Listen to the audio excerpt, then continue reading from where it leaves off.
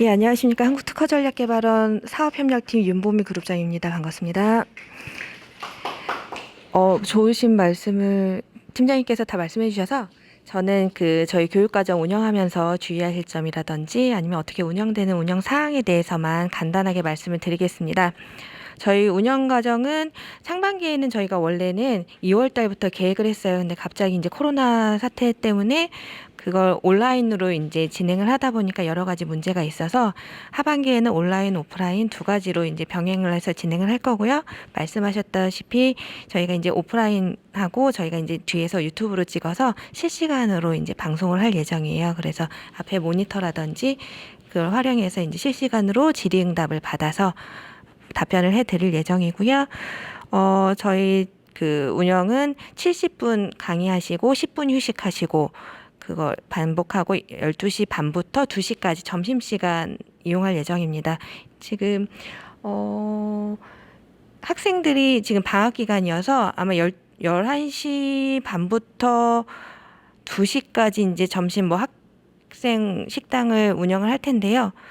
거기에서 식사를 하셔도 되시고 아니면 밖에 있는 식당 이용해 주셔서 식사를 하시고 2시까지 오셔서 저희가 이제 발열 체크랑 출석 체크 두 가지를 해야 해요. 이제 출석 체크의 경우에는 저희가 80%의 이제 교육을 이수해야지 수료증이 나옵니다.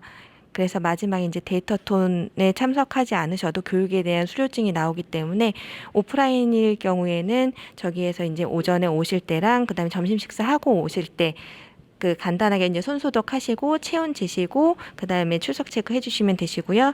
온라인이실 경우에는 저희가 유튜브 상에서 이제 출석 체크 하겠습니다 할 경우에 이제 성명을 작성해 주시면 되세요. 그렇게 진행을 하겠습니다. 그리고 저희 우선 그리고 오프라인일 경우에는 오시기 전에 이제 점검표를 이제 링크를 보내드릴 거예요. 작성을 해주시고 만약에 혹시라도 몸이 상태가 안 좋으시다 그럴 경우에 저희가 온라인 링크를 걸어드릴 수도 있어서 안 좋으실 경우에는 저희 쪽에 연락을 꼭 부탁을 드리고요. 그리고 말씀드릴 사항이 인터넷은 숭실대 학생이실 경우에 아이디가 있으실 거예요. 없으실 경우에는 저희가 이제 저희 무선 공유기를 해놨는데 지금 와이파이 아이디는 노트비즈 003이고 비밀번호도 동일하게 운영됩니다. 그래서 저희가 이제 선행기술조사 실습을 하시거나 그러실 때 무선 공유기 사용하시면 되실 것 같고요. 그리고 저희가 이제 세 번째 운영 기간에 OT가 있어요. 오리엔테이션 이제 저희 빅데이터 관련해서 오리엔테이션이 윤혜진 전문위원님이 운영하시는 특허 데이터톤 대회 OT 및 환경분석 실습이라는 과정이 있는데 저희가 강의 자료가 조금 변경이 되었습니다. 그래서 우선 여기 송출되는 강의 자료는 다 저희가 변경을 해놨는데 저희가 책자로 보내드리다 보니 그거는 변경이 안 돼 있을 수가 있으셔서 참고 부탁드리겠고요. 그리고 저희 쪽에 교육 과정 내 문의 사항이라든지 아니면 중간중간에 발생하는 문제에 대해서는 지금 저희 뒤에서 카메라 찍고 있는 안승현 주임이라든지 아니면 그 외에 저희 1명에서 2명 정도는 항상 상주에 있을 거예요. 말씀해 주시면 저희가 반영토록 하겠습니다. 이 외에 저희 쪽에 질문 사항이라든지 있으시면 지금도 좋고 개인적으로 말씀해 주셔도 감사하겠습니다. 예, 감사합니다. 예, 거기에 맞춰서 진행해 드릴 거고 일단은 전공이 다 지식재산 선도대학 학생들이십니까? 아니면 아니세요? 선도대학 학생분 계십니까? 선도대학 학생이세요? 전공이 다 각자 다르게 있으시죠? 예, 알겠습니다. 제가 드릴 부분은 이제 IP R&D의 이해라는 부분하고 IP R&D의 직무라는 부분이 있는데 먼저 IP R&D의 이해나 직무 아무거나 먼저 해도 상관은 없는데 일단 IP R&D 이해라고 되어 있으니까 IP R&D 이해에 대한 부분부터 하겠습니다. 제가 오늘 간단하게 말씀드릴 부분은 IP R&D 기반 창업 사례 지식재산의 자산가치 창업 IP R&D 되어 있는데 일단은 IP 기반으로 해서 창업을 한다거나 취업을 한다거나 이런 부분 위주로 이제 강의를 드릴 예정이거든요. 강의를 드릴 예정이고, 그래서 IP 기반 창업 사례를 먼저 살펴보면, 제가 2014년도에 어떤 창업자의 창업 프로그램을 도와드린 적이 있어요. 이런 아이템이었는데, 이 아이템은 뭘로 보이나요? 예, 선풍기입니다. 지금은 이제 이런 선풍기 잘 안 쓰긴 하는데 선풍기고요. 이 선풍기는 날개 없는 선풍기입니다. 날개 없는 선풍기고 2014년도에 이분께서 이제 이 아이템을 창업하시고 그 산업부라든지 뭐 많은 상을 받으셨어요. TV에도 엄청 많이 나오시고 뭐 청기 누설 뭐 이런 데도 많이 나오시고 많은 상을 받으셨어요. 그래서 이분 같은 경우에 이 아이템을 어떻게 창업을 하셨냐면은 겨울에 이렇게 강남에 이렇게 건물 사이 이렇게 막 지나갔어요. 지나가니까 건물 사이에서 칼바람이 이렇게 부는 거예요. 이상하다. 왜 건물 두 개가 서 있으면은 바람이 세게 불까? 그거죠. 이렇게 우리가 보통 공학 배울 때 노즐처럼 이렇게 가는 뭐 그래가지고 뭐 베르누이 법칙이다.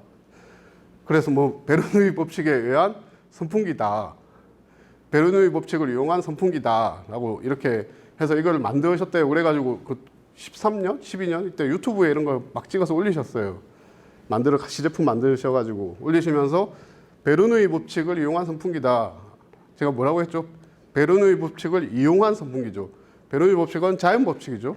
자연 법칙을 이용한 선풍기죠.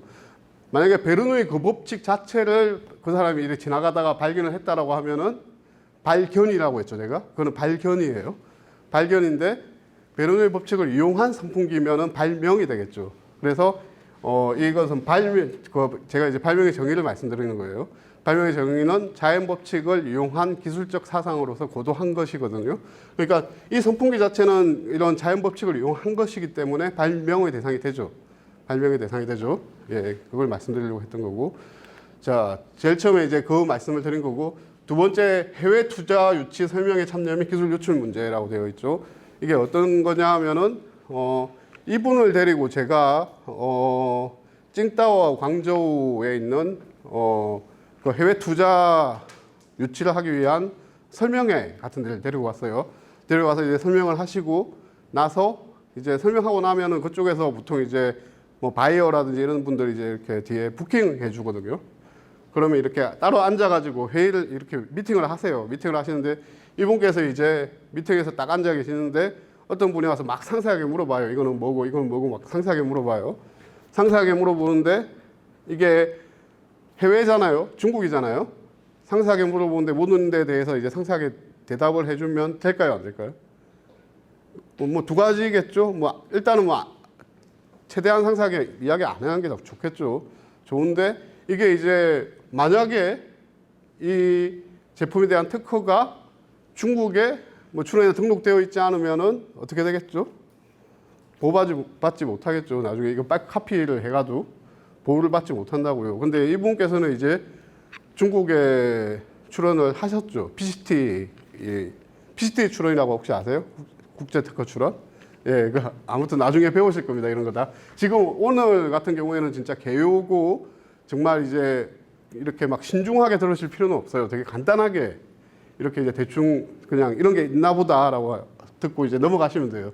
그래서 해외 투자 유치 설명회 가서 이렇게 설명을 막 하시는데 상대편이 누구냐 하면은 하이얼의 연구소장이었어요. 그 냉난방기 쪽에. 그러면 이분은 이 기술을 사러 오셨겠어요? 훔치러 오셨겠어요? 분명히 이제 유출되는 문제들이 생기겠죠. 그래서 그 유출을 막기 위해서는 보통 이제 특허 같은 경우에는 국지주의라고 하거든요. 한국에서 특허 출원해서 등록받으면 한국에만 영향력이 미쳐요. 그래서 중국에서 만약에 영향을 미치려면 중국에 등록을 받아야 되겠죠. 그렇기 때문에 이제 각 나라에 다 이제 등록을 해야 되는 것들. 이게 이제 나중에 창업을 하시던 비즈니스를 하시던 어떤 사업을 하셨을 때 이 보호를 받기 위해서는 이제 그쪽 해외 수출하시려면 그쪽에 이제 특허를 가지고 계셔야 된다라는 말씀드리는 것들이고요. 그러면 이분이 이제 기술을 안 뺏기려면 특허 출원해서 등록받는 것도 있지만 또 뭐가 있어야 되겠죠? 특허의 침해라고 하는 것은 업으로서 권한이 없는 자가 이제 실시하는 행위거든요. 실시하는 행위인데 그때 이제 뭐 그러면 그걸 실시했을 때 우리가 이제 그 만약에 이 연구소장이 가져가서 그대로 카피해서 가지고 제품 만들어서 판매해버리면은 이분은 중국에서 못 팔잖아요. 그래서 보통 이렇게 기술 설명회 같은 거 할 때 비밀 유지 계약서를 맺어요. 비밀 유지 협약서. 그래서 보통 이제 그런 자리에서 비밀 유지 협약을 하거든요. 협약을 하는 부분이 있고, 그 다음에 이제 해외 글로벌 기업의 특허 침해 문제가 있는데, 이때 카피를 해갑니다. 카피를 해가요. 카피를 해가서 그 상하에 있는 전자전에 이 카피 제품 전시를 합니다. 그러면은 특허의 대상이 되는 특허품을 그 전시하는 행위는 침해일까요? 아닐까요? 특허의. 침해일까요? 아닐까요? 특허, 옛날에 그런 말 많이 들어보셨어요? 삼성하고 LG하고 뭐 옛날에 세탁기 전쟁, 뭐 냉장고 전쟁 이러면서 유럽에 있는 뭐 가전제품 전시회 때 출품했다가 그쪽에서 서로 막 침해 주장해가지고 세관에 압류당하고 그런 뉴스 들어보신 적 있으시죠? 없으세요? 옛날에 막 이렇게 세관에서 압류해가고 뭐 이런 것들이 있거든요. 전시 못하게 압류하고 그런 것들이 있거든요. 그래서 이 특허를 업으로서 이제 실시하는 행위잖아요. 권한업무자가 법률상 권한업무자가 업으로 실시하는 행위가 침인데 무단으로 실시하는 행위가 침인데 특허를 실시한다라는 게 어떤 거냐면 생사 양대수 양대청이라고 하거든요. 생산 사용 양도 대여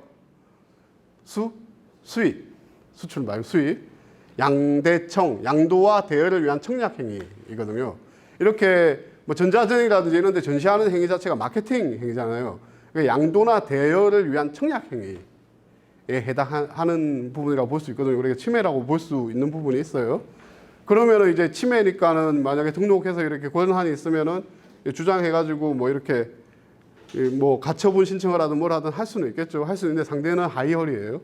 다국적 기업이 뭐 이길 자신 별로 없겠죠. 아무튼 그런 행위들이 이루어지고 있고 그 다음에 투자 유치 및 대출 이러한 부분인데 이제 특허의 그 여러 가지 그 기능들을 소개시켜 드리는 것들이에요. 이분이 이제 뭐 이렇게 마케팅도 하고 시제품도 만들고 막 하다 보니까는 보통 이제 그렇게 하고 나면 이제 그 상대 쪽에서 이제 샘플 달라고 이렇게 하거든요, 보통. 그럼 샘플을 돈 받고 이렇게 줘요. 주는데 그 외에 이제 대량 생산하려면 돈이 있어야 될 거잖아요. 그래서 이분이 하신 거는 이제 IP 담보 대출을 받으셨어요. IP 담보 대출은 IP 가치 평가를 하고 그 가치 기인해가지고 이렇게 받는 뭐 금액을 받고 뭐 이런 것들이 있거든요. 그래서 이제 IP의 기능 중에서 이제 담보적인 기능하고 IP 금융 쪽을 설명을 드리는 것들이고요. 그 다음에 해외 수출 및 특허 보증이라는 이야기가 나오는데 이분이 이제 해외에 수출을 하죠. 왜냐하면 선풍기잖아요. 선풍기면은 여름에 잘 팔리는데 겨울에는 안 팔릴 거잖아요. 그러다 보니까는 겨울에는 수출을 해야 되겠죠. 어디로? 호주로. 남반구로 수출을 하는 것들이에요. 그래서 수출을 하려고 이제 딱 들고 갔더니 상대편에서 이제 이거 살려는 사람이 뭐라고 하냐면 이거 다이슨 거 특허 침해 아니냐. 입증하라. 특허 침해 아니냐. 여기 보면 이제 기본적으로 원리는 다이슨 거는 이렇게 밑에서 공기를 압축해서 원심력을 압축해가지고 이렇게 앞으로 쏘는 것들이고 이거 같은 경우에는 날개 없는 선풍기가 아니라 날개가 있어요. 실링 팬이라 해서 이렇게 돌아가는 팬이 이렇게 4개가 들어가 있어요, 안에. 그러다 보니까 완전 다르죠. 다른데도 이제 입증을 하라고 하는 것들이에요. 눈에 보기에도 다른데 이건 침해가 아니다라는 걸 입증하라는 거예요. 그래서 입증을 하는 부분이 있죠. 그래서 수출할 때 이제 이게 특허가 유효하다, 뭐 실시하는데 자율성이 있다라는 것다 입증해야 되는 그런 부분들이 있거든요. 그래서 뭐 그러니까 특허 가지고 이제 비즈니스를 할 때 어떤 부분들이 필요한지를 설명을 드리는 것들이에요. 그래서 그런 부분이 있고요. 그 다음에 다이슨 특허 침해 우선이라고 되어 있는데 이 당시에 이 선풍기가 가격이 한 10만 원대 후반대 정도에서 이렇게 팔렸거든요. 근데 그 당시에 다이슨 선풍기가 한 4, 50만 원에 팔렸을 거예요. 그러면은 그리고 이제 이 당시에 다이슨 선풍기가 워낙 잘 팔리니까 저기 짝퉁 선풍기들이 많이 나왔어요. 한 5만 원대 정도에 많이 나왔는데 이때 이제 그런 선풍기들이 나와가지고 막 시장에 유통이 되고 풀리니까 다이슨 선풍기 잘 안 팔릴 거잖아요. 그러니까는 다이슨에서 이 선풍기를 다 특허 침해로 이렇게 걸어야 되잖아요. 걸어야 되는데 요새 뭐 그 말 많이 나오죠. 차이슨 이렇게 많이 나오죠. 중국산 다이슨 선풍기 지금 뭐저 청소기도 그렇고 선풍기도 그렇고 엄청나게 많이 나와요. 그래가지고 중국의 한 지역에만 가도 그걸 만드는 공장들이 한 50만 개 정도 있대요. 그러면 다이슨이 그 50만 개를 다 찾아가지고 침해라고 이렇게 보통 이제 침해할 때 내용 그런 거 이제 내용 증명편 그 주소 다 알아가지고 다이슨이 50만 개를 써서 이렇게 내용 증명편으로 이렇게 침해하지 마세요라고 보낼 수가 없잖아요. 그래서 어떻게 했을까요? 침해를 못하게? 이게 보통 이제 짝퉁들도 유통되는 채널들이 있잖아요. 옛날에 뭐 알리익스프레스라든지 뭐 이렇게 그런 데다가 이제 이걸 침해품을 유통하니까 그쪽에다가 그런 중간에 유통망에다 걸어버려요. 아까 말씀드렸죠? 특허의 실시는 생사양대소 양대청이라고 했잖아요. 침해품을 유통하는 행위, 생사 양도 대여, 양도나 대여를 했죠. 그리고 그거는 웹페이지에다 올려놓는 행위가 청약하는 행위죠. 그러니까 침해품을 그런 웹페이지에다 올려놓고 이제 판매를 위한 청약하는 행위이기 때문에 그런 중간 유통망에다가 걸어버리니까는 유통망에서 그건 더 이상 안 받는 거죠. 침해품을. 그러니까 시장에 싹 없어졌어요. 그런 침해품들이. 그러니까는 이 당시에 그 40만 원짜리 이런 극단적으로 이야기해서 이 다이슨 선풍기하고 20만 원짜리 이런 날개 없는 선풍기가 있다 보니까는 잘 팔리겠죠. 이 선풍기가. 그래서 불이 나게 잘 팔렸어요. 불이 나게 잘 팔리는 부분이 있었고 그 다음에 다시 저가 상품. 그래서 이제 다이슨의 특허 침해. 다이슨이 어떻게 보면 이제 막 침해하지 말라라고 이렇게 막 시장으로 침해품을 밀어내는 바람에 어떻게 보면 그 덕을 봐서 좀 잘 팔렸던 거죠. 어떻게 보면 물론 기술력으로 잘 팔린 부분도 있지만 그 다음에 이제 저가 상품의 시장 장악이라는 부분이 있는데 이거는 뭐냐면은 이제 그 이후에 어떤 일이 있었어요? 요새 다이슨이 날개 없는 선풍기로 광고하는 거 보셨어요? 뭘로 광고하죠? 공기정화기. 맞죠? 지금 보면 그것보다 가격은 조금 더 비싸지만 요즘은 이제 다이슨이 공기정화도 하면서 어떤 선풍기 기능도 가진 제품들을 팔고 있죠. 팔고 있죠. 그러면서 이제 더 이상 이 저가 상품을 잘 안 이렇게 침해라고 해서 이렇게 안 하는 것 같아요. 그러다 보니까는 그 창고에 있던 많은 저가 상품들이 그 당시에는 5만 원인데 한 3만 원, 2만 원 이렇게 나오는 거예요. 나오다 보니까는 이 선풍기가 잘 안 팔리게 됐죠. 근데 이 선풍기 같은 경우에는 그 침해품들이 다이슨의 기술을 침해한 거지 이 선풍기를 침해한 건 아니잖아요. 그럼 이 사람이 침해라고 이렇게 소송을 걸 수가 없겠죠. 걸 수가 없는 부분이 있어요. 그래서 이게 이제 어떤 비즈니스 전략을 짤 때 자기의 제품을 실시하는 부분도 있지만 특허 전략을 짤 때 상대방이 실시 못하게 하는 그래서 보통 그걸 갖다가 특허 포트폴리오 전략이라고 하거든요. 그래서 이분 같은 경우에는 이제 창업자이기 때문에 초기였기 때문에 자기가 이제 실시하는 부분에 대해서만 뭐 포트폴리오 전략을 짰지만 이제 남들이 좀 이제 침해를 못하게 하거나 물론 요 경우는 좀 불가능하죠. 이제 다이슨에서 이거는 좀 해줘야 되는 거잖아요. 좀 이렇게 좀 이걸 해주세요라고 해야 되는데 다이슨이 안 잡아요. 요즘도 보면은 그 청소기 같은 경우도 차이슨 청소기 많이 있는데 안 잡아요. 왜냐하면은 이쪽에서는 어떤 비즈니스 전략으로 봤을 때 자기들의 제품의 고객군은 대개 이제 프리미엄 가전을 선호하는 그런 이제 수요이고 이 차이슨 제품을 쓰는 수요군들은 이제 보통 보면 이제 청년층이라든지 좀 젊은 계층 아니면 이제 그런 층이기 때문에 이제 수요가 다르다, 시장이 다르다. 그러므로 제품의 수요가 다르니까 서로 이렇게 그걸 안 하는 거죠. 그래서 이제 그런 부분에 있어 가지고 이제 결과적으로 이 창업 아이템이 한 4년 정도만 이제 시장에서 이렇게 아웃이 되거든요. 아웃이 되는데 이제 하지만 이 아웃이 된다 하더라도 이 자체가 어떤 특허를 가지고 있는 부분이기 때문에 이분이 선풍기 같은 경우에는 지금 뭐 선풍기계의 뭐 대부들한테 이렇게 뭐 신일 선풍기라든지 뭐 많잖아요. 선풍기 이렇게 좀 대형 업체들. 그런데 이제 뭐 이렇게 팔려갈 수도 있겠죠. 예. 그래서 보시면은 창업이란 것 자체가 전혀 이제 특허랑 상관이 없어 보이는데 그냥 특허적인 관점에서 스토리를 쓴 거예요. 그냥 제가 나름대로 그냥 옆에서 보고 느끼면서 그거 여기 대표님은 이렇게 생각 안 하실 거예요. 아마 이제 제가 옆에서 보면서 이런 흐름으로 갔구나. 그리고 이제 이분 같은 경우에는 어떤 그 자연 법칙을 이용한 특허라는 것 자체가 어떤 여기에서는 이제 선풍기 그 자체였지만 자연 법칙을 이용한 기술적 사상이었잖아요.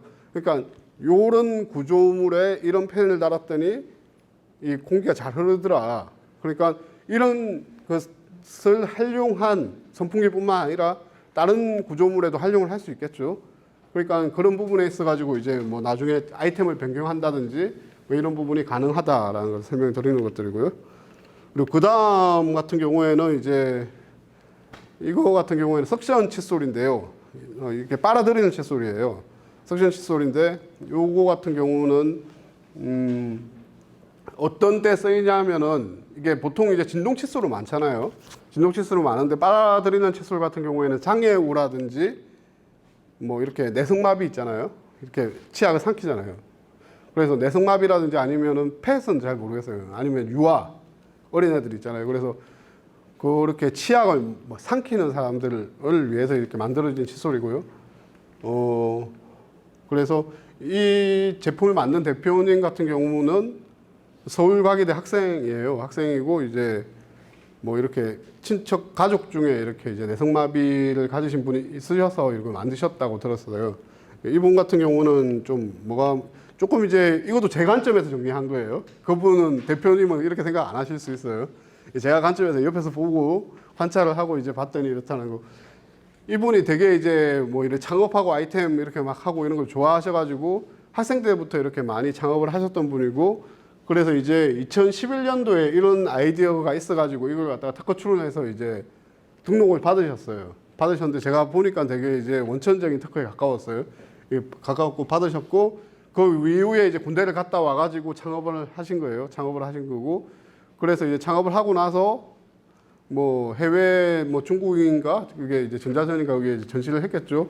했는데 해외 글로벌 기업에서 이거 보더니 이거 샘플 좀 달라. 그리고 이제 영어로 된 매뉴얼 좀 달라. 이렇게 해서 달라고 해서 가지고 나가려고 했어요. 나가려고 했는데 이거 주면은 어떻게 되죠? 해외 아까 말했듯이 해외 특허가 없잖아요. 예, 해외 특허가 없는 상태예요. 그런데 이게 지금 11년에 아이디어가 권리화됐고 14년에 달라고 했잖아요. 그러면은 지금 3년 지났죠. 3년 지났는데 해외 특허가 없다는 말은 보통 이제 우선권 주장할 때 1년이거든요. 1년인데 우선권 주장도 못 하죠. 그러면 동일한 특허를 해외에 다시 냈을 때는 어떻게 될까요? 예? 더 늦게 된다고요? 거절당하겠죠? 거절당해요. 자기 특허 때문에. 신규성하고 진보성이 있잖아요. 자기 특허 그대로 해외에 3년 지나서 내면 거절당해요. 자기 것 때문에. 예. 그래서 그대로 내면 거절당하면 해외 그대로 출원 못 하겠죠? 그러면 거절 안 당하려면은 뭔가 개량을 해야 되겠죠? 나중에 배우실 텐데 특허가 등록 요건이 탄업상 이용 가능성, 신규성, 진보성 뭐 이런 것들이 있거든요. 그래서 그대로 내면 신규성이 없잖아요. 근데 개량하면은 뭔가 신규성이 있는데 진보성이 있다면은 등록을 받겠죠. 그래서 개량을 해야 되는 부분이 있죠.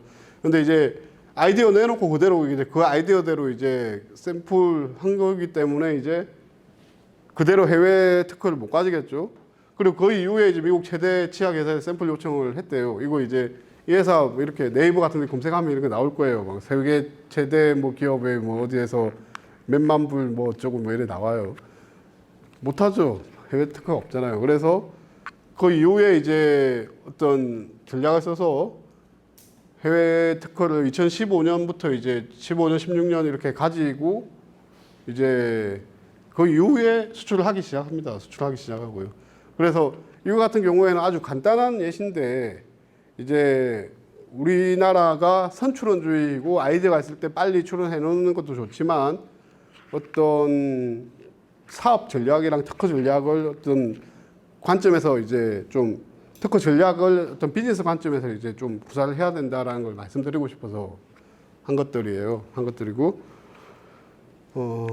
그 다음 같은 경우에는 셀카봉 이야기인데 보면은 셀카봉은 요새 중국산이 돈을 다 벌고 있죠. 옛날엔 싸움이었고 요새는 또 어디 셀카봉이 되게 좋다라고 하던데 예. 보시면은 뭐 서로 이제 세카봉 여기 보면 이제 일본서 80년대, 캐나다서 2000년대 이미 이제 특허를 가지고 있었다라는 이야기고, 보시면은 여기 보면은 이게 일본 특허예요. 일본 특허인데 셀카봉이죠. 셀카봉인데 이거는 이제 핸드폰이 아니에요. 옛날에 그냥 카메라, 디지털 카메라도 아날로그 카메라겠죠. 보시면 소하 59년이라고 되어 있죠. 소하 59년은 25를 더하면 됩니다. 그래서 소하 59년 84년이네요. 84년에 일본에서 이제 실용신안으로 출원이 되어서 공개됐고요. 보시면 미국 밑에는 이제 미국 특허거든요. 미국 특허는 보시면은 1985라고 되어 있죠. 1985년도에 등록이 됐어요. 특허가. 이 시기에 이미 이제 셀카봉들이 나와 있었다는 것들이죠. 근데 실제 이때는 뭐 셀카봉이 이렇게 나와서 이렇게 했지만 되게 카메라가 무거웠겠죠. 무거워가지고 이렇게 실용성이 별로 없었겠죠. 지금은 이제 핸드폰 되게 가벼우니까 이렇게 해서 많이 쓰겠죠. 그래서 이런 특허들은 이제 시대를 앞서가는 특허들이죠. 그래서 이게 이제 비즈니스 관점에서 성공하려면 시대를 앞서가는 게 아니라 뭐 아이폰 이런 것처럼 시대를 이끌어 가야 된다라는 걸 일단 말씀드리고 싶은 거고요. 그리고 이제 이거 같은 경우에는 되게 옛날에 뭐 신기한 TV 스프라이즈에서 나왔다요. 천재 작가 마크 트웨인이라고 해서 MBC에서 나왔다고 하는데, 보시면은 이제 마크 트웨인이 누구죠? 톰 소여의 모험인가요? 네, 거기 작가죠. 작가인데 보시면은 이분이 후크를 개발하셨어요. 후크가 요새 막 후크 쓰잖아요. 후크 쓰는데 이걸로 돈은 못 버셨대요. 왜냐하면 이 당시에는 이런 속옷을 이제 꺼내셔서 이렇게 묶었대요. 꺼내셔서 묶었는데 후크가 이렇게 걸려 있으려면은 뭔가 이렇게 탄성이 있어야 되잖아요. 꺼내다 보니까 그냥 풀리겠죠. 그러니까 별로 편함을 못 느꼈겠죠. 그래서 뭐 이렇게 개발을 하셨는데 돈을 못 버셨대요. 그래서 이분 같은 경우에는 이제 저작권으로 돈을 많이 버시고 특허를 하셔서 이제 많이 이렇게 그거 하셨던 것 같아요. 그리고 이제 보시면은 mp.com 사례인데, 우리나라가 원천 기술을 몇 개 가지고 있는데 대표적인 원천 기술이 mp3 기술이에요. mp3 기술이 우리나라 기술인 거 잘 모르시죠? 네. mp3는 이제 국내 벤처기업이 세계 최초로 개발한 mp3 플레이어 원천 특허는 사업화 과정에서 우리 기업 간 분쟁으로 소멸했어요. 이거 제가 찾아보니까 한 10개 이상 업체에서 무효 심판을 막 걸었더라고요. 막 걸었고 이제, 그리고 이제 미국, 유럽, 중국 등지에 등록한 해외 특허는 미국 특허 계물에 인수되어 오히려 우리 기업들이 라이센스료를 지불하고 있는 상태예요. 그래서 이게 특허가 몇 개 없어요.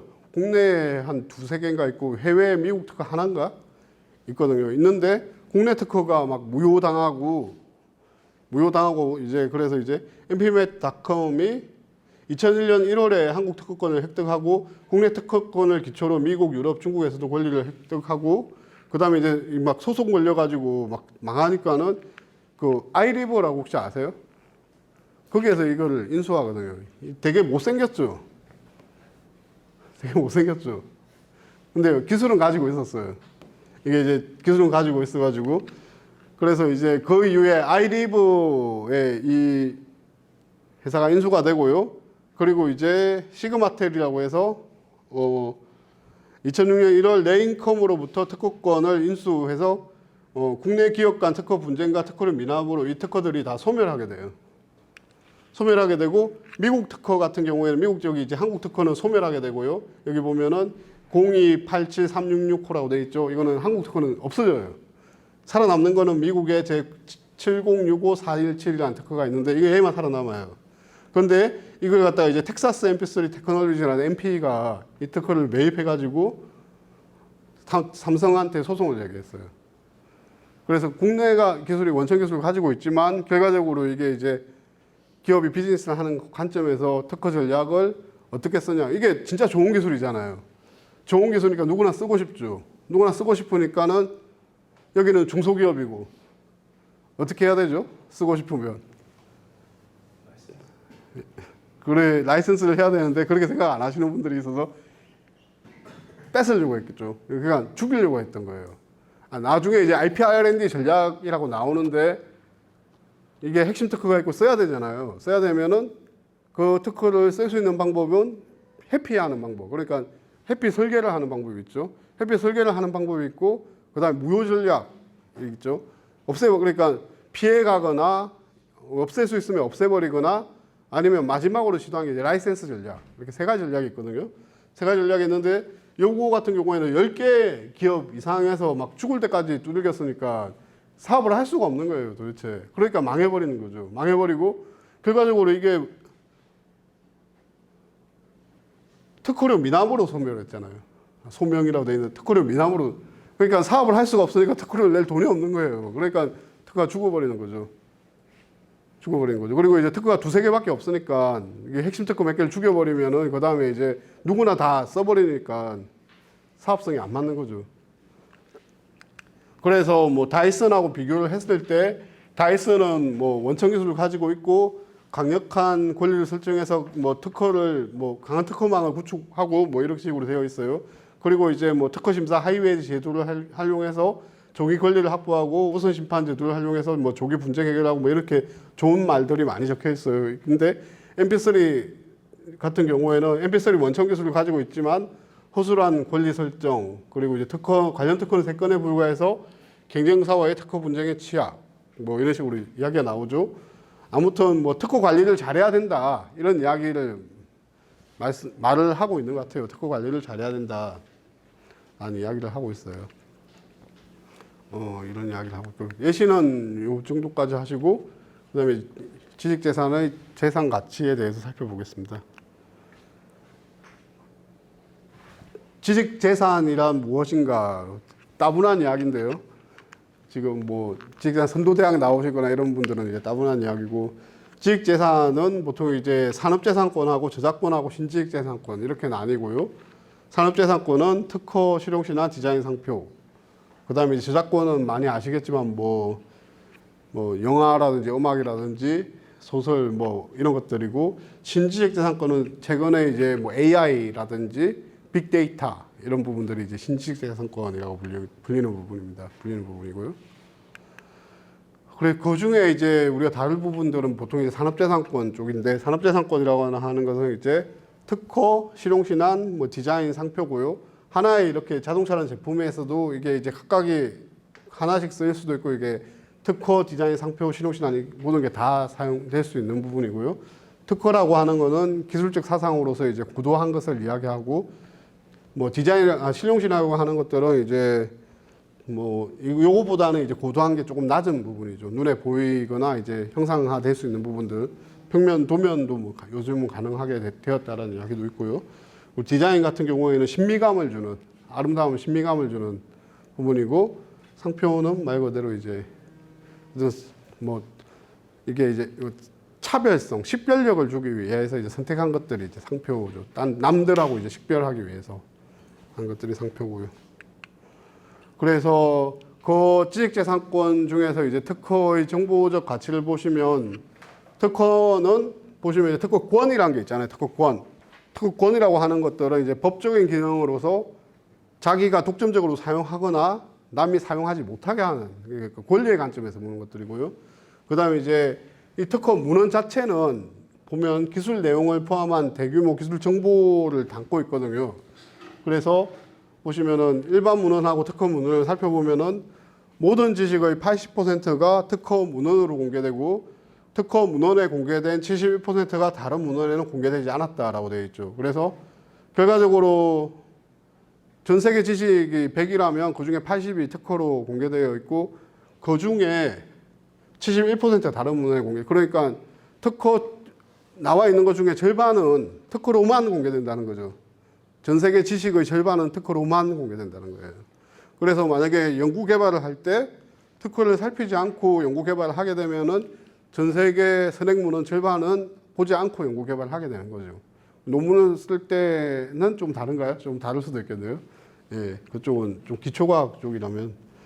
그래서 특허 문헌을 무시한 R&D는 중복 연구가 될 가능성이 높다. 왜냐하면은 전 세계 지식의 절반을 안 보고 한 거기 때문에 그렇겠죠.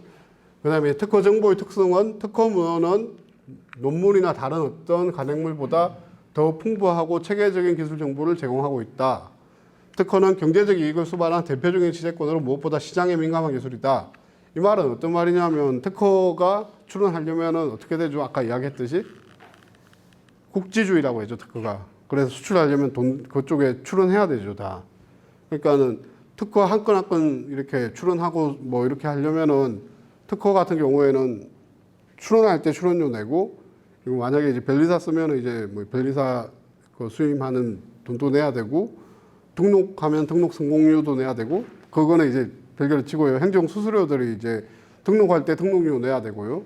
그 다음에 이제 등록료 내면은 연차별로 이제 처음에 3년치 내고 나서 그 다음에는 1년 단위로 연차료를 또 내야 되거든요. 그게 또 돈이 증가해요. 뒤로 가면 갈수록. 그러다 보니까는 이제 뭐 경제적 이익을 수반한 대표적인 지대권으로 무엇보다 시장에 민감한 기술이다. 그래서 사업성이 있으면 그쪽에다가 특허를 낼 거잖아요. 그러니까 시장을 반영한 기술이다라고 보는 것들이에요. 그리고 이제 오래전부터 글로벌 기업들은 특허문을 R&D 수행에 적극 활용했다라고 합니다. 라고 합니다. 이건 제가 뭐 직접 확인한 건 아니기 때문에 뭐 글로벌 기업들은 특허 문헌들을 많이 받고요. 해마다 200만 건 이상의 특허 문헌이 세상에 공개되고 있다라고 해요. 그래서 이제 가장 풍부하고 엄청나게 많으면서 방대한 정보를 갖다가 가지고 있기 때문에 이 특허 빅데이터 전문가 교육 과정 이런 걸 하는 게 아닐까 싶습니다. 예. 그렇고요. 그래, 특허 정보는 뭐 이렇게 활용될 수 있다고 합니다. 나중에 지금 전체적으로 커리큘럼 중에 아마 이런 것들을 다 배우게 될 거예요. 배우게 될 거라서 이거 기초적으로 말씀드리는 것들이고요. 그리고 이제 기업 자산 가치 변화를 보시면 뭐 많이 나오는 이야기인데, 옛날 같은 경우에는 유형자산의 비중이 높았어요. 유형자산이 뭐 85년도에 68% 정도 비중을 가지고 있었고, 그 다음에 IP 라이센스가 뭐 $5 정도 됐었는데, 지금 현재 뭐 2025년 기준으로 보면은 전체적으로 보면은 무형자산의 비중이 95% 정도 되고요. 그 다음에 이제 라이센스 레비뉴 같은 경우에는 뭐 수조 불이 될 거다라고 이제 예상하고 있는 부분이고요. 예. 그래서 이제 점점 더 무형자산의 가치가 높아지고 있다. 아까 첫 번째 창업자 이야기 봤듯이 이렇게 이런 물건이 있었지만 마지막에 이 기업에 남는 거는 뭐였냐 하면은 이분이 양산할 때에도 외주를 줬어요, 다. 외주를 줬어요. 그러면 이분이 가지고 있는 건 조그마한 사무실하고 특허밖에 없잖아요. 직원들. 그럼 사무실은 월세 내고 있는데 자산 가치가 없죠. 그럼 마지막에 남는 건 특허 하나 남았잖아요. 그래서 그 특허를 뭐 팔아가지고 그걸 금전적으로 바꿀 수도 있는 부분이 있고. 맞죠? 그러니까 결과적으로 요즘 같은 경우에는 다 보통 보면은 요새 창업자나 이런 부분들 보면은 그런 식으로 사업을 하잖아요. 그래서 이제 무형적인 자산, 분명 대기업도 마찬가지일 겁니다. 이제 살펴보면 무형적인 자산이 더 많다라는 거고, 옛날에 보면 뭐 노키아 이렇게 해가지고 뭐 이렇게 파산하고 했잖아요. 그때 보면은 기술들 다 빼갔죠. 노키아 기술들. 그 기술들이 아직도 사용되고 있을 거예요. 아마 사용되고 있는 걸로 알고 있고요. 그래서 뭐 1g당 상품 가격을 보면 뭐 옛날에 자연적인 거에서 나온 것들은 소주는 뭐 g당 8원, 뭐 소고기는 g당 33원 뭐 이렇게 간다라고 합니다. 승용차가 비싼데 g당 20원이고요. 근데 뭐 이렇게 이런 뭐 특허품은 아니죠. 이런 발명품들, 개발품들 같은 경우에는 인터페로는 g당 5,000불, 그 다음에 뭐 EPO 같은, 암젠의 EPO 같은 경우에는 g당 6억 7천만 원 정도 한대요. 그래서 결과적으로 어떤 사람이 개발한 거, 무형자산들의 가치가 점점 더 높아진다는 걸 보여드리는 것들이에요. 그리고 이제 IP를 통한 진입 장벽 구축인데, 아까 이제 그 다이슨하고 거기에서 이야기한 것처럼 특허 같은 경우에는 이제 전략적으로 자기가 쓰기 위한 기술하고 후발주자를 막기 위한 기술, 그 다음에 선발주자의 연구개발 방향을 미리 예측해서 선발주자가 가려는 방향에 미리 이제 짱돌 박아 놓는 거죠. 알박기. 그런 기술에 대해서 이제 특허 포트폴리오를 구축해야 된다는 부분이고, 그런 부분도 있고, 이제 요즘 같은 경우에는 워낙 기술이 복합되어 있기 때문에 아까 말했던 뭐 암젠 같은 뭐 빈혈 치료제나 이런 것들은 뭐 하나의 특허가 하나의 제품이 되겠죠. 되는데 요새 전자제품 같은 경우에는 이런 전자제품 같은 경우에는 엄청나게 많은 기술들이 복합되어 있잖아요. 이게 조합이 아니고 융합되어 있잖아요. 융합되어 있다 보니까는 뭐 특허가 이런 경우에 핸드폰 안에 한 7만 개 정도 특허가 있다라고 합니다. 있다라고 하는데, 물론 이제 특허는 R&D 결과물이지만 특허 포트폴리오 확보를 위한 R&D라고 되어 있네요. 그러니까 뭐 결과적으로 뭐 특허 포트폴리오 이런 포트폴리오를 획득하기 위한 R&D를 하고 있다라는 관점에서 뭐 보는 것 같아요. 하여튼 이건 조금 상관없는 이야기인 것 같은데 아무튼 이 요즘 같은 경우에는 이제 뭐 하나의 제품이 여러 가지 기술로 구성되어 있기 때문에 이제 복합적인 어떤 특허를 가지고 있어야 된다. 뭐 조금 이야기는 안 되긴 한데. 예. 그리고 기업의 질적인 성장 요소에 있어 가지고 특허가 미치는 영향을 보면 좀 결과론적인 이야기이긴 해요. 한데 사업자 등록증에서 알 수 있는 질적 성장 요소를 보면은 짧은 회사명 같은 경우에는 기업 성장률이 일반적으로 2배 정도 빠르대요. 빠르고 그러니까 회사명이 짧으면 2배 정도 빠르다는 거죠. 창업자 이름이 딸린 회사명 같은 경우에는 마이너스 70%래요. 영세기업이란 거죠. 그러니까 자기 이름 걸고 이렇게 사업하시는 분들은 이제 그렇고 일반적으로 기업 같은 경우에는 4배 정도 그러니까 주식회사 이런 것들이겠죠. 이런 것들은 4배 정도 빠르고요. 상표가 등록되어 있는 기업 같은 경우에는 한 5배 정도 빠르대요. 일반 회사에 비해서. 그리고 기술 창업을 한 특허 등록한 경우에는 35배 정도 빠르대요. 이거 같은 경우는 결과적으로 뭐 소상공인 뭐 이렇게 보다는 기술 창업이 성장률이 높다라는 걸 말하는 거겠죠. 말하는 거고요. 그래서 특허 등록한 기업이 35배 더 빨리 성장하고 있고 결과적으로 이제 뭐 특허라는 상표가 기업의 질적 성장의 중요한 요소다라고 이야기하면 이거는 이제 결과론적 거꾸로 생각하는 것들이에요. 생각하는 것들이에요. 뭐 특허가 있어야지 기업이 빨리 성장하는 건 아니고 특허나 상표를 받을 만큼 뭔가 이제 특허를 가질 만큼 뭔가 차별성 있는 기술을 가지고 있는 기업들이 당연히 성장이 빠르겠죠. 그 빠른 이야기를 하는 것들입니다. 빠른 것들을 이야기하는 것. 그리고 기업의 질적 성장을 위한 특허 전략을 활용이라 되어 있는데 뭐 이렇게 복잡하게 되어 있는데 그냥 간단하게 생각하시면 처음에 말씀드렸듯이 어떤 제품을 하나 내고 나면 이 제품에 대해서 특허를 처음에 하나 출원할 거잖아요. 출원한 다음에 조금씩 개량하면서 특허가 점점 많아질 거잖아요. 많아질 거고 그리고 이제 어떤 연구자라든지 어떤 대표가 가지고 있는 아이디어를 특허 출원을 하다 보면 특허가 점점 많아질 거잖아요. 그런데 이제 돈을 벌어준 특허는 몇 개가 없죠. 그러다 보니까는 이제 첫 번째는 이제 방어적 단계에서 그렇게 막 특허를 많이 내다 보니까 비용이 많이 들 거잖아요. 그러면 이제 비용에 대해서 컨트롤을 해야 되겠죠. 그래서 이제 비용 관리 단계에 들어가게 되는 것들이죠. 그래서 비용 관리 단계에 들어가서 뭐 이거는 우리가 쓰는 특허, 이거는 방어하기 위한 특허, 이거는 미래를 위한 특허, 이거는 쓸모없는 특허 뭐 이렇게 나누겠죠. 나눈 다음에 쓸모없는 특허들은 이제 뭐 뭐죠? 등록료를 더 이상 안 내가지고 이렇게 죽인다든지 이런 전략들을 쓰겠죠. 쓰고 그 다음에 이제 수익 창출하는 단계인데 그렇게 분류를 해놓고 놓으니까 그 자기들이 쓰는 특허 뭐 이렇게 막 있으면은 그 중에 일부를 매각해서 라이센스 아웃을 한다거나 아니면은 이제 단순히 방어가 공격하는 특허들이 나오겠죠. 그래서 그 특허 가지고 이제 공격을 한다거나 그런 전략들이 생기는 것들이죠. 그래서 특허를 통한 수익을 창출하는 단계, 수익 창출 단계에 들어가고요. 뭐 그 다음에는 통합 단계라고 되어 있는데 이거 같은 경우에는 이제 보통 IP 경영이라고 해서 특허 전략, 뭐 비즈니스 전략을 일치시키는 이런 전략적인 단계에 들어가고 뭐 비전 전략이라고 되어 있는데 이까지는 잘 모르겠고요. 아무튼 그런 단계를 거쳐서 이제 IP 기업의 실적 성장을 위한 특허 전략이 이렇게 활용된다라는 것 다 알아보시면 될 것 같고요. 예. 그리고 이제 특허의 비즈니스 전략적 활용은 이렇게 활용이 될 수 있다라는 것 갖다가 보시면 될 것 같습니다. 그래서 단순히 특허 받아가지고 그 다음에 뭐 등록 받아가지고 혼자 쓸 수 있다 뭐 이런 게들보다는 이런 많은 수단으로 사용될 수 있고요. 그리고 이제 아까 뭐 기업의 가치를 봤듯이 특허하고 스타트업의 성공률의 관계를 보시면 프랑스에서는 IP 보유 스타트업의 누적 성공률이 높으면 5년간 차이가 22% 정도 난다라고 합니다. 특허를 가지고 있었을 때에 보시면은 성공률이 더 높고 여기 보면은 특허 있을 때 없을 때 보시면 차이가 뭐 22% 정도 성공률 차이가 나고 그다음에 미국은 IP 보유 스타트업이 오래 살아남는다. 라는 것 같다. 부도 확률이 뭐 저 IP를 가진 것들이 낮고 증권사 상장 확률은 높고요.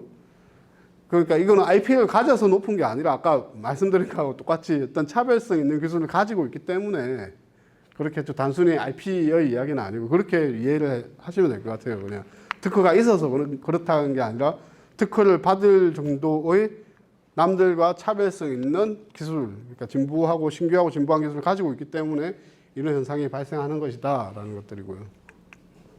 그래서 기업 성장 단계별 IP 활동 특징을 보시면은 뭐 창업기부터 쭉 보면은 이러한 것들이 있대요. 그냥 참고하시면 되고요. 그래서 이제 마지막에는 M&A 전략으로 가죠.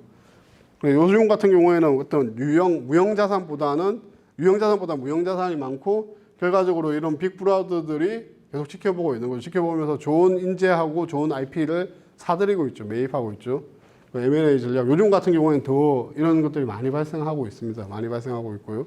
그래서 뭐 극단적으로 보면은 외국은 뭐 구글은 애플은 R&D를 안 하고 뭐 이렇게 사람하고 이렇게 기술하고 사와가지고 이렇게 뭐 한다라는 말도 있죠. 삼성은 엄청나게 R&D에서 돈을 쏟아붓고 있는데 뭐 이쪽이 R&D를 어떻게 하는지 나중에 이제 다른 분이 오셔서 강의를 하실 것 같고요. 그래서 보시면은 뛰어난 사람과 뛰어난 지식재산권을 보유한 회사들을 찾아다니고 인수한다라고 말했습니다라고 되어 있죠. 그래서 결과적으로 그 IP에서 이제 뭐 IP 기반 창업을 했을 때 마지막에는 엑시트 전략을 써야 되죠. 아까 뭐 선풍기를 예시를 들었잖아요. 마지막에는 엑시트 전략을 써서 이렇게 나가는 거다라는 것들이고. 그래서 뭐 애플과 구글 같은 경우에는 뭐 R&D가 아니고 특허 확보를 위해서 이제 이런 많은 기업들을 M&A 했다라는 것들을 보시면 될 것 같고요. 뭐 수치는 중요하지 않습니다. 보시면 될 것 같고. 그 다음에 요즘 같은 경우에도 뭐 AI 기술이라든지 뭐 빅데이터 기술 같은 경우에는 이렇게 많은 기업들이 보시면은 이렇게 큰 기업들이죠. 이게 이제 창업 기업들, 뭐 투자자하고 뭐 인수 합병되는 이런 부분들이고요. 이런 것들이 많이 일어나고 있다는 것들 그냥 보시면 될 것 같아요. 중국도 마찬가지고요. 예, 그래서 이 부분을 보시면 될 것 같고요. 보시면 IP R&D 부분으로 바로 넘어갈게요. 바로 넘어가서 시간이 자, IP R&D 부분으로 바로 넘어가면은 지식재산권 오늘 좀 강의를 제가 늦게 와서 빨리 좀 진행하고 있거든요. 조금 정신없어도 보시면 될 것 같고요. 예, 지식재산권 기반의 연구개발에서 IP R&D라고 되어 있는데요. 기존 같은 경우에는 이제 IP를 연구개발의 산출물, 결과물로 보는 관점이었죠. 사실 그게 맞죠. R&D를 하고 나서 산출물이 나오면 IP가 되는 거죠. IP가 되는 것들인데 이건 당연한 이야기고요. 당연한 얘기인데 이제 IP 기반의 R&D 전략은 뭐냐면은 IP 도면을 먼저 설계하고 건축한다라는 부분. 조금 생각이 다른 것 같아요. 이거는 R&D 하고 나서 이제 IP가 나온다는 관점인데 IP R&D 같은 경우에는 IP를 살펴본 다음에 R&D를 한다라는 관점이거든요. 관점인데 뭐가 다를까요? 뒤에서 보시면 될 것 같고요. 앞서 말했듯이 전 세계 지식의 70%인가요? 70%는 특허로 추론이 되어 있고 그 중에 80%는 특허로만 공개되어 있다고 했죠. 결과적으로 이 말은 뭐냐면은 전 세계 지식을 살펴보고 나서 R&D를 한다는 것들이죠. 그러면은 이제 만약에 IP를 살펴보지 않고 R&D를 하면 어떻게 되겠죠? 기존에 있던 것들 중복 연구를 할 수도 있고 다 만들고 났더니 딴 사람 특허를 침해하는 거에 될 수도 있고 그렇겠죠. 그게 주로 어떻게 발생하냐면은 연구자가 그냥 이제 그 선도 기업들 제품들 보통 이제 옛날 추격형 R&D일 때 따라가야 되니까 비슷하게 스펙 잡아가지고 이렇게 R&D 하잖아요. 하고 나면은 외국 기업하고 똑같은 게 나오죠. 그럼 나중에 수출 못하고 중복 투자되고 뭐 이런 문제들이 생기거든요. 그래서 미리 그런 것들을 살펴본 다음에 전략을 짜고 그래서 뭘 개발할 건지 방향성을 정한 다음에 이제 가겠다라는 게 IP R&D라는 이야기입니다. 그래서 뭐 IP R&D 방법론이라고 되어 있는데 제일 처음에 이제 환경 분석을 해서 이제 시장 뭐 산업 동향 뭐 특허 동향 해서 이제 배경 기술들을 갖다가 선행 연구를 먼저 하는 거죠. 선행 연구를 하고 나서 이제 그 핵심적으로 되는 기술을 뽑아내고 그 부분이 이제 문제 특허라고 되어 있는데 문제 특허의 회피 전략이라든지 원천 유망 특허를 발굴하고 그러면서 이제 IP 전략을 수립하게 되고요. 그래서 이제 뭐 IP 전략에 따라서 이제 R&D 방향을 설정하고 뭐 IP 포트폴리오 전략을 짠다라고 되어 있죠. 뭐 하여튼 요거는 나중에 상세하게 보실 텐데 약간 사람마다 조금씩 다르긴 할 것 같은데 뭐 아무튼 특허를 살펴보고 나서 R&D를 한다라는 게 이제 특허를 IP를 먼저 살펴보고 R&D를 한다는 게 IP R&D 전략이에요. 예, 예. 그래서 IP R&D 전략의 필요성은 뭐 살펴보시면 될 것 같고요. 그래서 IP R&D 전략은 무엇이냐라는 것 갖다가 이제 불확실성을 제거한다는 거죠. 이제 선행 지식재산권으로부터 안전한 연구개발 방향을 수립한다는 부분에서 뭐 신규 제품 개발을 결정했으나 앞은 선도기업의 지식재산권 지뢰다. 그래서 이제 뭐 IP R&D를 해서 IP를 먼저 살펴보면 대략적으로 어디에 지뢰가 있는지를 알 수 있다는 거죠. 선도기업이 어떤 특허를 가지고 있고 뭘 연구하고 있고 경쟁사들은 뭘 하고 있는지를 갖다 먼저 살펴본 다음에 그 다음에 이제 R&D를 하겠다라는 게 IP R&D라는 것입니다. 그리고 그래서 앞서 말씀드린 것처럼 뭐 이렇게 뭐 경쟁사의 핵심 특허를 찾아서 어떻게 대응할 것인가 앞서 이야기를 드렸죠.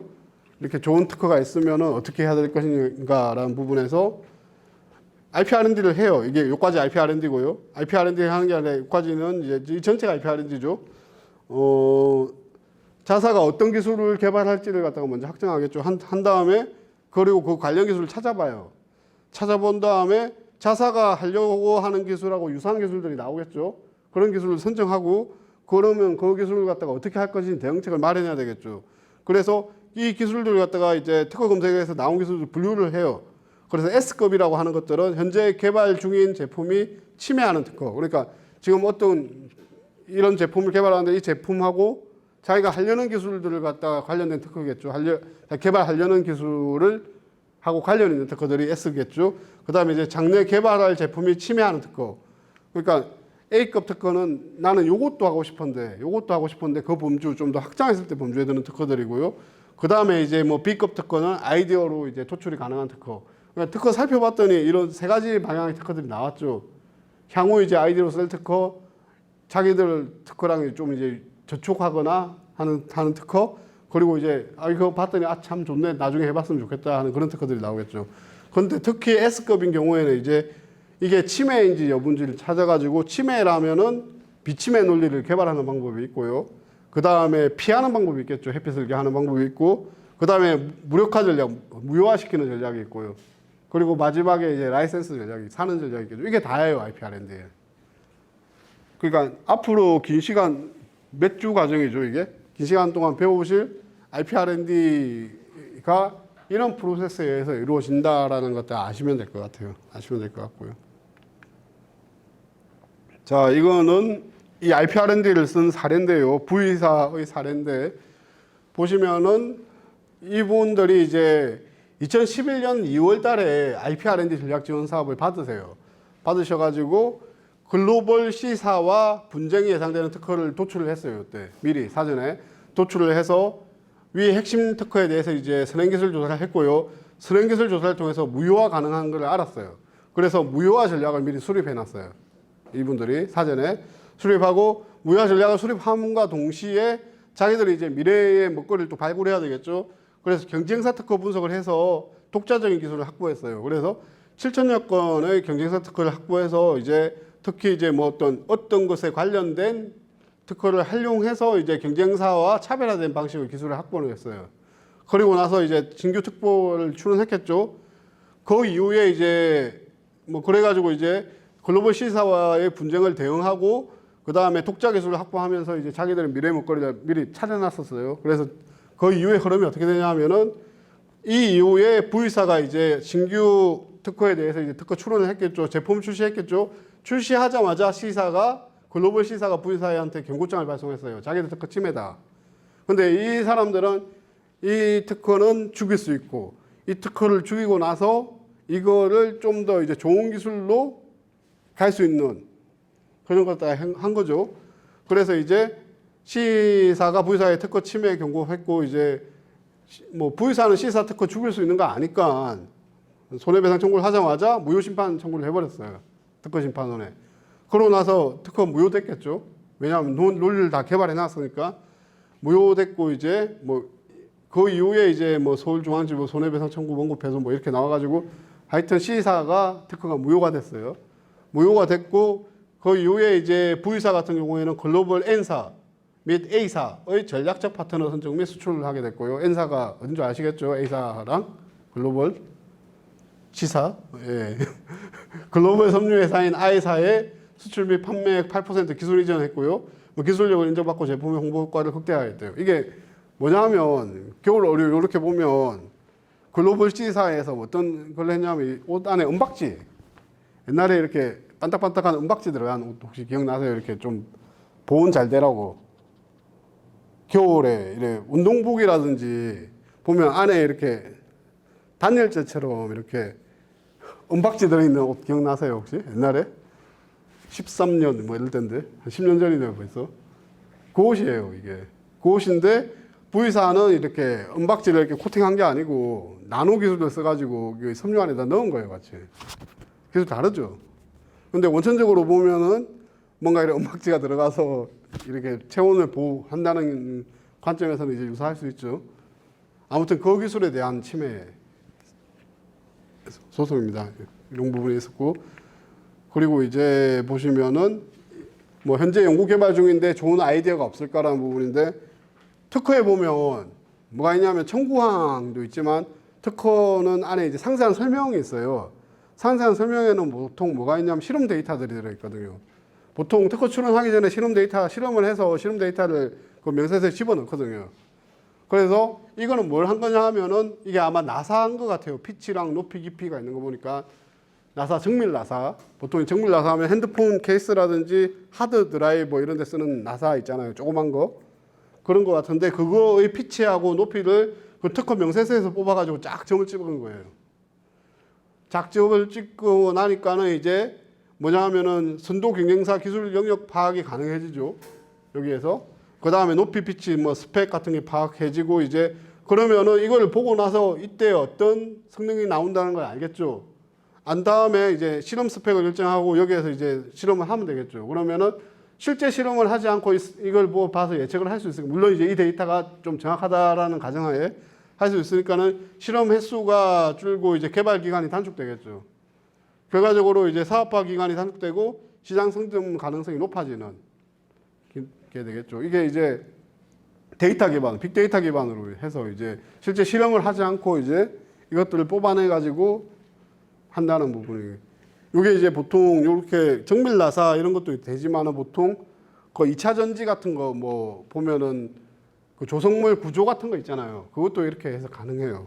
그래서 특허를 써서 이제 실험을 하지 않고서도 이제 이렇게 시간을 단축할 수 있다는 부분이고, 이거 같은 경우에는 이제 경쟁사가 이런 시제품을 발견했는데 경쟁사 특허 분석을 통해서 이제 스펙을 도출할 수 있다라는 것들이에요.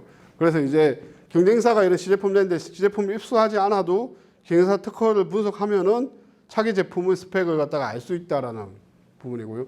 이게 이제 보통 보면은 뭐 구글이 다음에 어떤 제품을 생산할 것인가, 개발할 것인가를 구글 특허 같은 거 아니면 이제 보고 알죠.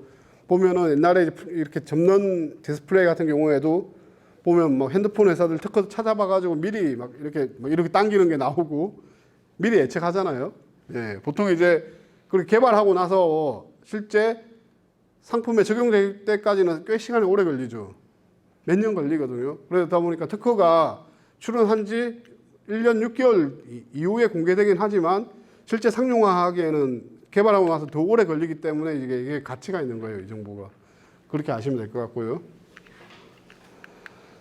그것도 마찬가지인데 요거 같은 경우에는 이제 특허 명세서를 분석해서 수요처를 찾는 것들이에요. 그래서 보면은 자기가 뭐 이런 플렉시블 터치펜 형태를 개발했는데 도대체 이걸 어디다 쓸 것인지 모르겠는 거죠. 그래서 봤더니 이제 스와치라는 회사에서 이런 걸 개발하고 있더라.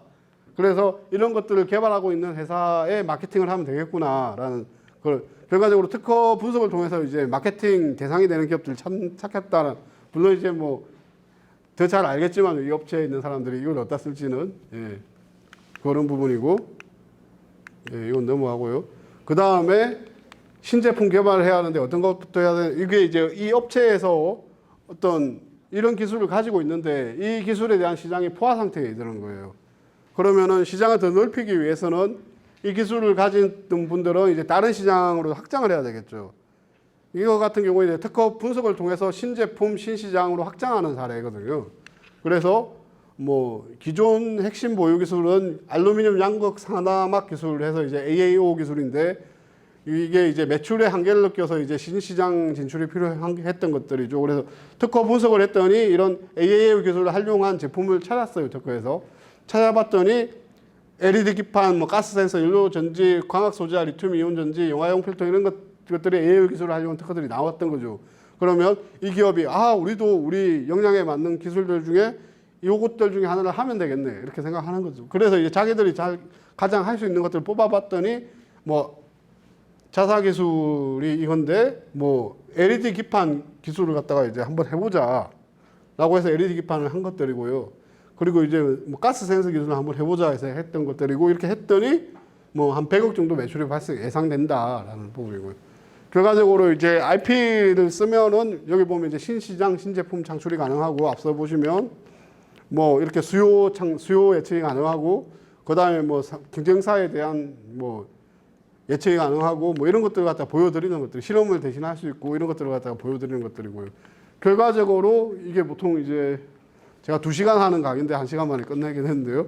결과적으로 IP R&D를 하고 나면은 뭐 결과적으로 앞서 봤듯이 이제 효율적인 R&D를 하게 돼서 뭐 비용이 절감되고 기간이 단축돼서 이윤이 증가한다라는 부분이고 뭐 특허 분쟁 발생해서 있어가지고 분쟁을 해결할 수 있다라는 부분을 말씀드리는 겁니다.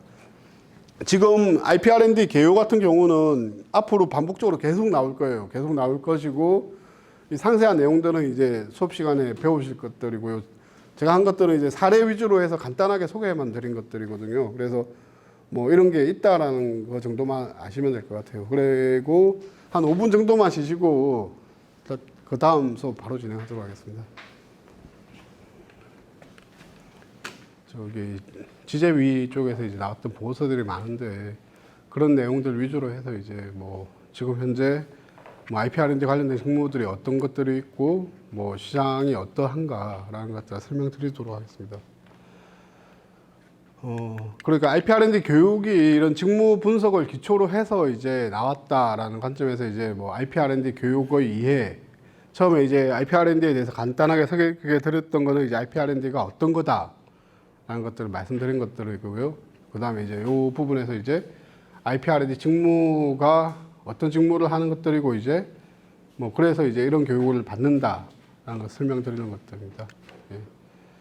보면은 뭐 이 시대가 바라는 인재상이라고 되어 있는데 좀 캐캐먹은 이야기긴 한데 아날로그 시대 때는 I형 인재라고 되어서 이건 어떤 거냐면 옛날에 산업화 하던 아버지 어머니 세대들 아버지 어머니 세대들 인데 I형 인재라고 하거든요. 보통 이제 뭐 공고, 상고 이렇게 나와가지고 이제 뭐 기계를 전공한다든지 저처럼 뭐 이렇게 뭐 하나만 쭉 파는 것들이죠. 그래서 이제 어떤 전문성이 높은 부분이에요. 보통 이제 그런 부분이라고 보면 되고 디지털 시대에 들어와서 이제 T형 인재가 되죠.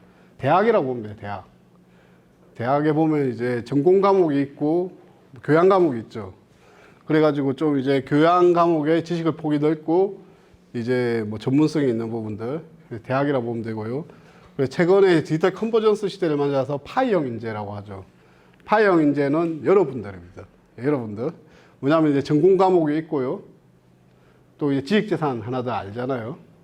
그래서 어떤 전문성에 있어가지고 전공에 대한 전문성하고 어떤 지식재산에 대한 전문성, 그 다음에 이제 어떤 교양을 가지고 있는 인재겠죠. 그런 인재라고 보시면 되고요. 예. 보면은 이제 그 외에 이제 뭐 샵형 인재 뭐 이렇게 나오는데 이거 같은 경우에는 뭐 사장님이십니다. 사장님. 2가지 정도 가지고 있으면서 뭐 이렇게 교양이 2가지 뭐 경영이라든지 이런 부분에 있어가지고 뭐 리더십이라든지 이런 것들 가지신 분들이죠. 샵형 인재라고 되어 있고요. 그래서 이 시대에서는 결과적으로 한 2가지 정도는 기본적으로 잘 해야 된다. 물론 이제 3개가 되면 좀 이제 뭐라 부를 수는 없으니까 결과적으로 이제 다재다능해야 된다는 부분이고. 그래서 뭐 보시면은 이제 특허 분류를 보시면 특허가 옛날에는 한 가지로 분류됐거든요. 분류됐는데 요즘 같은 경우에는 이제 기술이 융복합이 되고 있잖아요. 뭐 IT 융합이라든지 바이오 IT 융합, 뭐 이런 식으로 BTIT 뭐 이렇게 융복합이 되고 있다 보니까 특허 분류가 옛날엔 단위 분류로 됐었는데 지금은 다중 분류로 되거든요. 여러 가지 분류가 돼요. 실제 기술을 봤을 때 특허를 어떻게 분류해야 될지도 모를 정도로 이제 융합이 되어가고 있고요. 외국의 교육도 보면 이제 뭐 테크 플러스 교육이라든지 뭐 스템이라든지 이런 교육들이 있어가지고 여러 가지 이제 뭐 과학이라든지 기술이라든지 이런 것들 융합된 교육들이 이제 해외에서는 많이 이제 이루어지고 있고요. 그래서 뭐 미국은 초중고 단계부터 스템 교육을 통한 융복합 IP 인재를 양성하고 있다. IP 양성 지원을 위해서 다양한 교육 프로그램을 개발하고 있다라고 합니다. 그래서 이제 뭐 테크 플러스라든지 인문학적인 부분이 들어간 테크 플러스라든지 이제 스템 교육들이 있고요. 그래서 이제 이렇게 이제 융합된 인재들을 원하고 있다라는 부분이 있고, 지식재산 인재 및 직무를 보시면 최근에 이제 지재위에서 발표한 제3차 지식재산 인력 양성 종합 계획을 보시면은 주요 키워드 보시면 여러 가지 키워드들이 나와요. 뭐 5년간 40만 명을 지식재산 인재 40만 명을 육성한대요. 뭐 10만 대군을 육성하는 것도 아니고 이제 창업과 취업을 연계를 강화한다라는 부분이 있고요.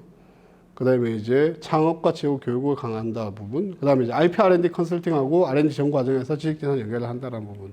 지금 교육에 관련된 부분들이 이제 좀 많이 나와 있고요. 뭐 그리고 뭐 이런 부분들이 있습니다. 지재위에서. 그래서 지식재산 전문 인력의 정의를 보시면 IP 창출에서 활용 보호에 이르는 IP 생태계 전 주기 분야에서 직간접적인 업무를 수행하는 인력이다라고 정의를 하고 있어요. 뭐 IP를 보시면 창출, 보호, 활용 뭐 이렇게 나누기도 하고 창출 관리 서비스 뭐 이렇게 나누기도 하네요.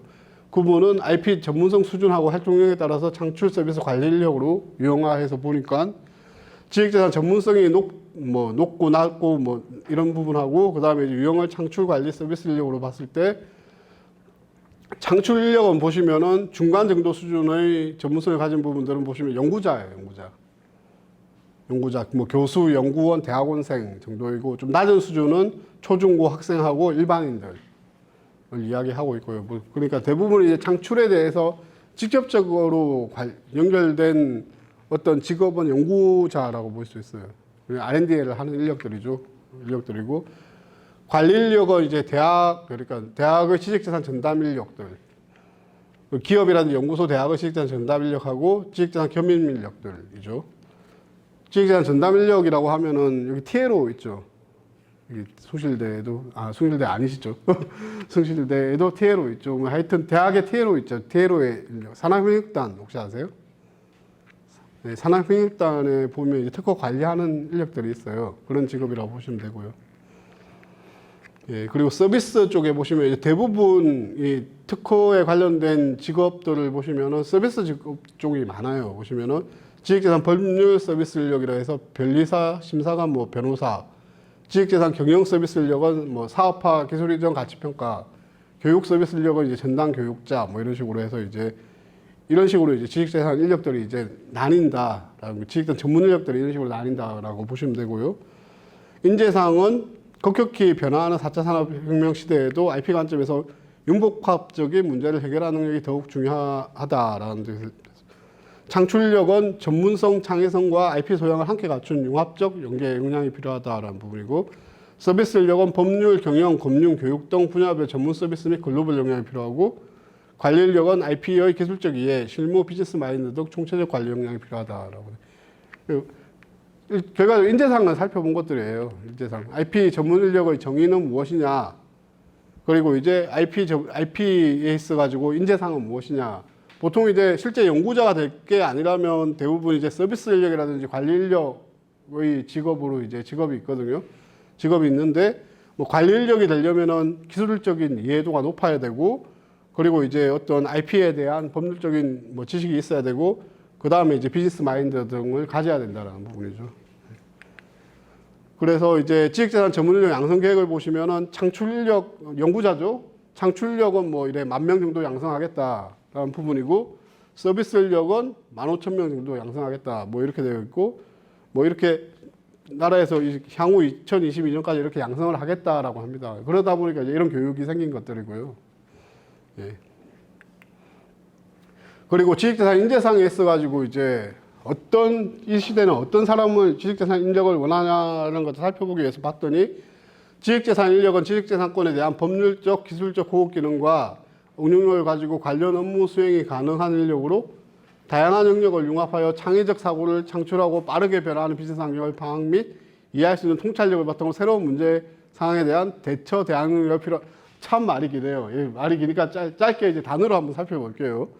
보시면은 옛날에 보면 가장 높은 부분을 차지했던 부분이 IP 정보 검색 및 분석 능력하고 지식재산 법 제도 전반에 대한 이해라는 부분들이 높았고요. 그 다음으로 높았던 부분이 외국어 능력이 좀 높았고, 그 다음에 문제 해결 능력, 융합적 사고력 이런 부분이 높았죠. 그러니까 이런 인재상이 필요한 능력들이 이제 이러한 역량이 필요하다는 것들이고요.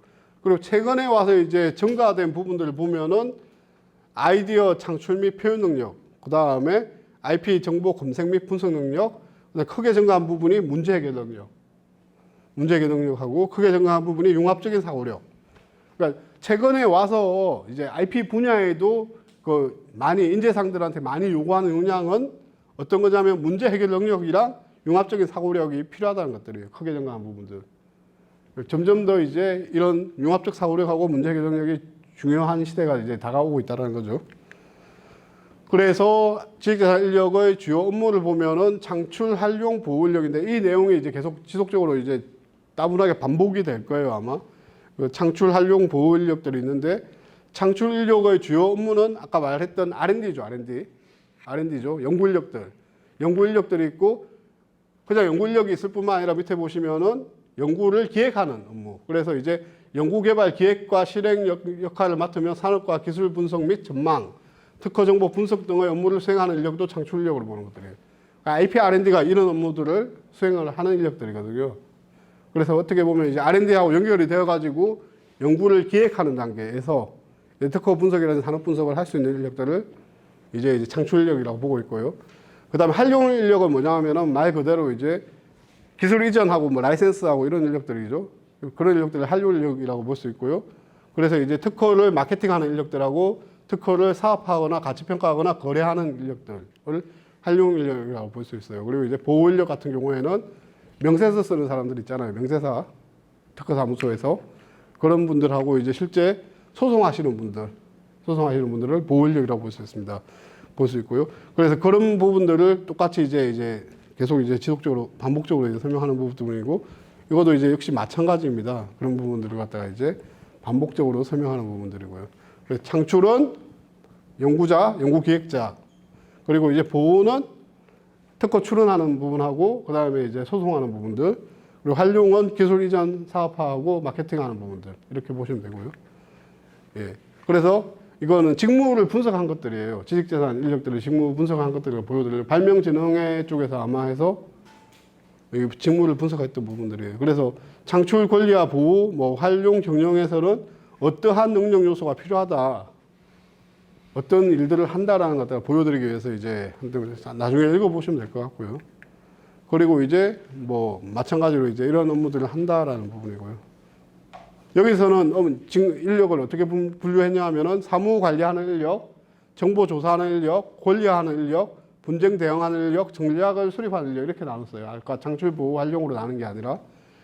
결과적으로 이거는 이제 사무 관리는 뭐죠? 그 지식재산 전담 부서에서 사무 관리하는 인력이라든지 특허 사무소에서 관리하는 인력들이 있어요. 그런 인력들이고 정보 조사하는 인력은 선행기술 조사를 한다든가 특허를 분석하는 IP R&D 특허 분석하는 인력들이고 권리하는 인력들은 이제 뭐 발명을 인터뷰한다거나 아니면 이제 명세서를 작성하는 그런 인력들이고 분쟁 대응은 계약 협상 및 소송 대응 업무를 하는 인력들이고 전략을 수립하는 인력은 뭐 지식재산 규정 관리를 한다든지 기본적인 IP 뭐 출원할 거냐 말 거냐 이런 것들을 갖다 결정하는 인력들이죠. 뭐 특허를 유지할 거냐 뭐 아니면 포기할 거냐 이런 것들을 결정하는 인력들이에요. 그래서 이제 뭐 각 업무별 직무 내용도 이제 한번 읽어보시면 될 것 같고요. 네. 그리고 이거 같은 경우에는 이제 NCS 국가 직무능력 표준이라 해서 이제 NCS에서 이제 나누는 것들인데 보시면은 뭐 지식재산 관리, 지식재산 평가 거래, 지식재산 정보 조사 분석 이런 식으로 나눠져 있어요. 나눠져 있고 이것들 갖다가 이제 어떤 수준에 따라서 이제 어떤 일들을 할 것인지가 나눠져 있고요. 보시면은 뭐 공공기관에 취업하실 분들은 취업하실 빅데이터 좀 공공기관에 취업하거나 하실 분들은 보통 이제 NCS 기반에 의한 뭐 직무 뭐 시험이라든지 뭐 서류 평가라든지 면접이라든지 이런 것들 보기 때문에 이런 것들 이제 뭐 NCS 체계에 따라서 이렇게 되어 있는 교재들이 있을 거예요. 그런 걸 사다가 이제 좀 준비를 하셔야지. 제가 봤더니 뭐 발명진흥회라든지 이런 데 보면은 보통 뭐 채용형 인턴이라든지 이렇게 해서 채용하잖아요. 할 때 보면 이런 거 나오더라고요. 문제로. 예. NCS 기반으로 해서 뭐 이렇게 뭐 분다라고 해서 그런 부분이고. 그리고 직장 인력 업무를 보면 이제 외국에서 나온 데이터인데 이렇게 뭐 많이 있대요. 이렇게 많은 직무들이 있대요. 보시면은 결과적으로 특허에 관련해서 있는 직무들은 이렇게 많은 직무들이 있고요. 이것도 역시 마찬가지고 뭐 IP R&D 컨설팅, IP 정보조사, IP 엔지니어링, IP 전략기획 등 많은 직무들이 있습니다. 많은 직무들이 있고요. 그래서 이런 일들을 좀 따분하죠. 같은 내용이 반복되다 보니까 이런 것들을 하고 이런 것들의 핵심 역량이 뭔지는 한번 살펴보시면 될 것 같아요. 어떤 일들을 하는지에 대해서는. 네. 그래서 향후 인력 수요를 봤을 때 IP R&D 컨설팅, IP 정보조사 분석, IP 권리와 IP 전략 기획 이렇게 되어 있는데 향후 인력 수요를 봤을 때는 뭐 글로벌 IP 관리가 제일 많네요. 인력 수요는. 그런데 지금도 글로벌 IP 관리가 제일 많죠. 현재도 인력 수요가 1등이고 향후도 인력 수요가 1등이에요. 그만큼 전문가가 없다라는 거예요. 글로벌 IP 관리를 할 수 있는 전문가가 많이 없다라는 것들이에요. 보시면은 이런 것들을 하시는 분들 보면 이렇게 되게 대기업에서 특허 관리 오래 하시고 이렇게 이제 되게 역량이나 경험이 많으신 분들이 이렇게 많이 하시더라고요. 그러니까 1등이긴 한데 그 정도로 이제 전문 인력이 없다라는 거예요. 그리고 교육할 수 있는 이런 기반이 잘 안 되어 있다는 부분이고, 그다음에 IP 사업화 같은 경우는 보시면은 향후 인력 수요에서 되게 높아요. 높긴 한데 이거 역시 이제 사업화가 잘 안 된다는 거죠. IP 사업화 같은 경우도 잘 안 된다는 부분이고, 이런 부분을 제외하고 나서는 이제 보통 IP R&D 컨설팅이라든지 이런 부분들이 상당히 높아요. 높은 부분이고, IP 권리하는 명세사라고 했죠. 이거에 대한 인력 수요는 뭐 그렇게 높지는 않습니다. 뭐 꼴등이네요. 예, 인력 수요가 그렇게 높지는 않고요. 예. 그래서 IP R&D 직무라고 하는 것의 정의를 보면 IP를 통해 조직의 성과 극대화 뭐 이런 여러 가지 이야기가 있어요. 이야기가 있는데 결과적으로 연구개발 투자 성과와 조직의 성과 극대화를 위해서 과제 발굴, 기획, 수행, 평가 등 R&D 전주기에 걸쳐서 가치 있는 지식재산 창출, 활용, 전략 수립을 수행하는 직무라고 보시면 되는데 무슨 말인지 어렵죠. 나중에 이제 이건 이제 뭐죠? 좀 학문적으로 이렇게 뭐 이렇게 교수님들이 이렇게 정의를 하신 것들이에요. 하신 것들이라 앞서 이제 반복적으로 내용이 나왔는데 결과적으로 아실 거는 뭐냐 하면 이제 어떤 일을 IP를 뭐 했을 때는 어떤 일을 할 수 있는지를 봤을 때는 그런 것들인 것 같아요. 그러니까 근데 약간 이제 향후 이제 어떻게 변할지 모르겠어요. 특허 빅데이터 전문가 교육 과정이라고 되어 있는데 지금은 특허 빅데이터라고 되어 있지만 이 분석을 사람이 다 하고 있어요. 사람이 다 하고 있는데 지금 인공지능 기술이 많이 발달을 했잖아요. 발달을 많이 했어요. 지금 제가 최근에 봤더니 특허 분류를 뭐 이렇게 어떤 일이 있었냐면 저희 회사에 요즘에 빅데이터라든지 AI 관련된 기업들이 IP R&D를 많이 받고 있어요. 많이 받고 있는데 이제 그분들이 IP R&D를 받고 있잖아요. 자기들이 이제 미래에 뭘 먹고 살 거냐 때문에 받고 있는데 그럼 특허 빅데이터를 분석을 해야 되잖아요. 그런데 회사에서. 근데 이제 변리사랑 뭐 특허 사무소랑 지금 전략원에 이제 전문가가 가서 특허 빅데이터 분석을 이제 할 거잖아요. 같이. 하는데 이제 뭐 8만 건, 10만 건 이렇게 들고 간대요. 그런 회사에. 들고 가면은 거기에서는 이제 이거 봐서 뭐 핵심 특허를 좀 뽑아주세요. R&D를 하려고 하는데 이제 가장 유사한 특허를 좀 뽑아주세요. 라고 들고 가면은 이걸 사람이 어떻게 보냐고. 그래서 자기들이 가지고 있는 AI를 돌려가지고 그냥 뽑고 뭐 이런데요. 그러다 보니까는 실제 이제 지금 현재에는 뭐 직무가 이렇게 나와가지고 이렇게 되어 있지만 앞서 보시면은 이제 문제 해결 능력하고 처음에는 뭐 조사 분석 능력, 뭐 외국어 능력 이런 것들이 많이 있다가 점점 문제 해결 능력하고 융복하는 능력으로 많이 바뀌죠. 이게 뭐냐 하면은 지금은 보면은 지금 IP R&D를 할 때 사람들이 대부분 데이터를 보고 사람들이 판단하고 이렇게 넘기지만 결과적으로 앞서 나와 있던 그런 빅데이터에 대한 처리는 아마 향후 멀지 않았어요. 지금도 시도를 하고 있어요. 저희 쪽에서는. 아마 인공지능이 돌리고 거기에서 나온 데이터를 가지고 사람들이 판단하고 융복하고 문제를 해결하고 그런 일들 위주로 이제 많이 넘어가지 않을까 싶습니다.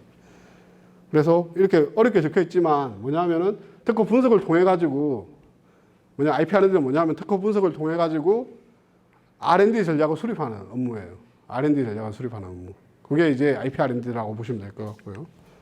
그래서 이런 일들을 한다라고 합니다. 이것도 직무 분석에 의한 결과예요. 이런 일들을 한다라고 그냥 넘기시면 돼요. 이렇게 이런 일을 하는구나. 심각하게 보실 필요는 없고 이런 일을 하는구나라고 보시면 될 것 같고요.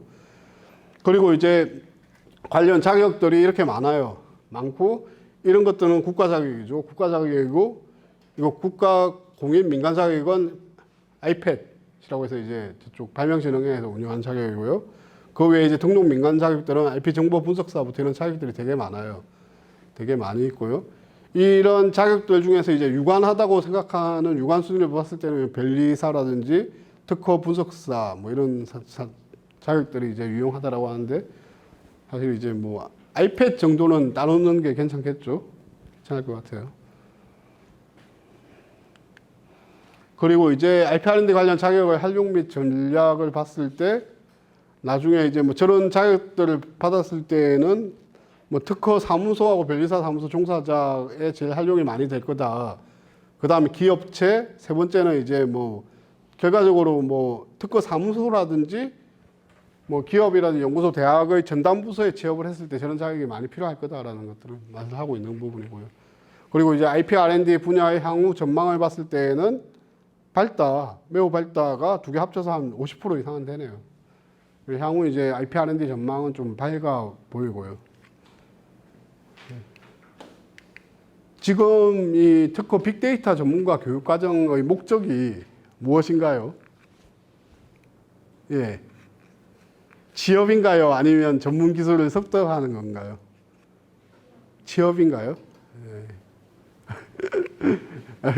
교육의 목적이 저렇게 딱 붙여놓으니까 그냥 특허 빅데이터 전문가를 좀 양성하는 것 같은 그런 느낌이 들어서요. 취업이랑 상관없이. 예.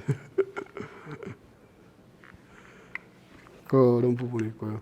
그래서 특허 관련 직무를 보시면 특허청 심사관이라고 되어 있죠. 옛날에는 박사 이상을 채용을 했는데 요즘은 박사 이상을 5급으로 채용했는데 요즘은 6급으로 석사 학위를 가지신 분들 중에 6급으로 채용을 하세요. 얼마 전에 이제 공채를 했거든요. 공채를 했는데 이제 이것도 이제 관심 있으신 분들은 석사 이상 있으시면서 관심 있으신 분들은 한번 시도를 해보셔도 될 것 같고요. 대신 이제 직장은 대전입니다. 대전이고요. 그다음 변리사는 어렵죠. 시험 봐야 되는데 1차 시험, 2차 시험 봐야 되는데 변리사는 이제 시험 봐야 되는데 어려워요. 어렵고 심사관도 쉽지는 않아요. 이렇게 난이도가 이제 높은 부분이고 경쟁자들이 좀 스펙이 좋으실 거예요. 그다음에 특허 전문위원이라고 되어 있는데 이런 직업이 있는지는 잘 모르겠어요. 전략원에 있어요. 전략원에 지금 많이 채용을 많이 하고 있는데 보통 근데 관련 경력이 많아야 되기 때문에 이제 신입으로는 이제 하기는 어려울 것 같고요. 그 다음에 기업체 특허 담당이라든지 기업에서 이제 채용하겠죠.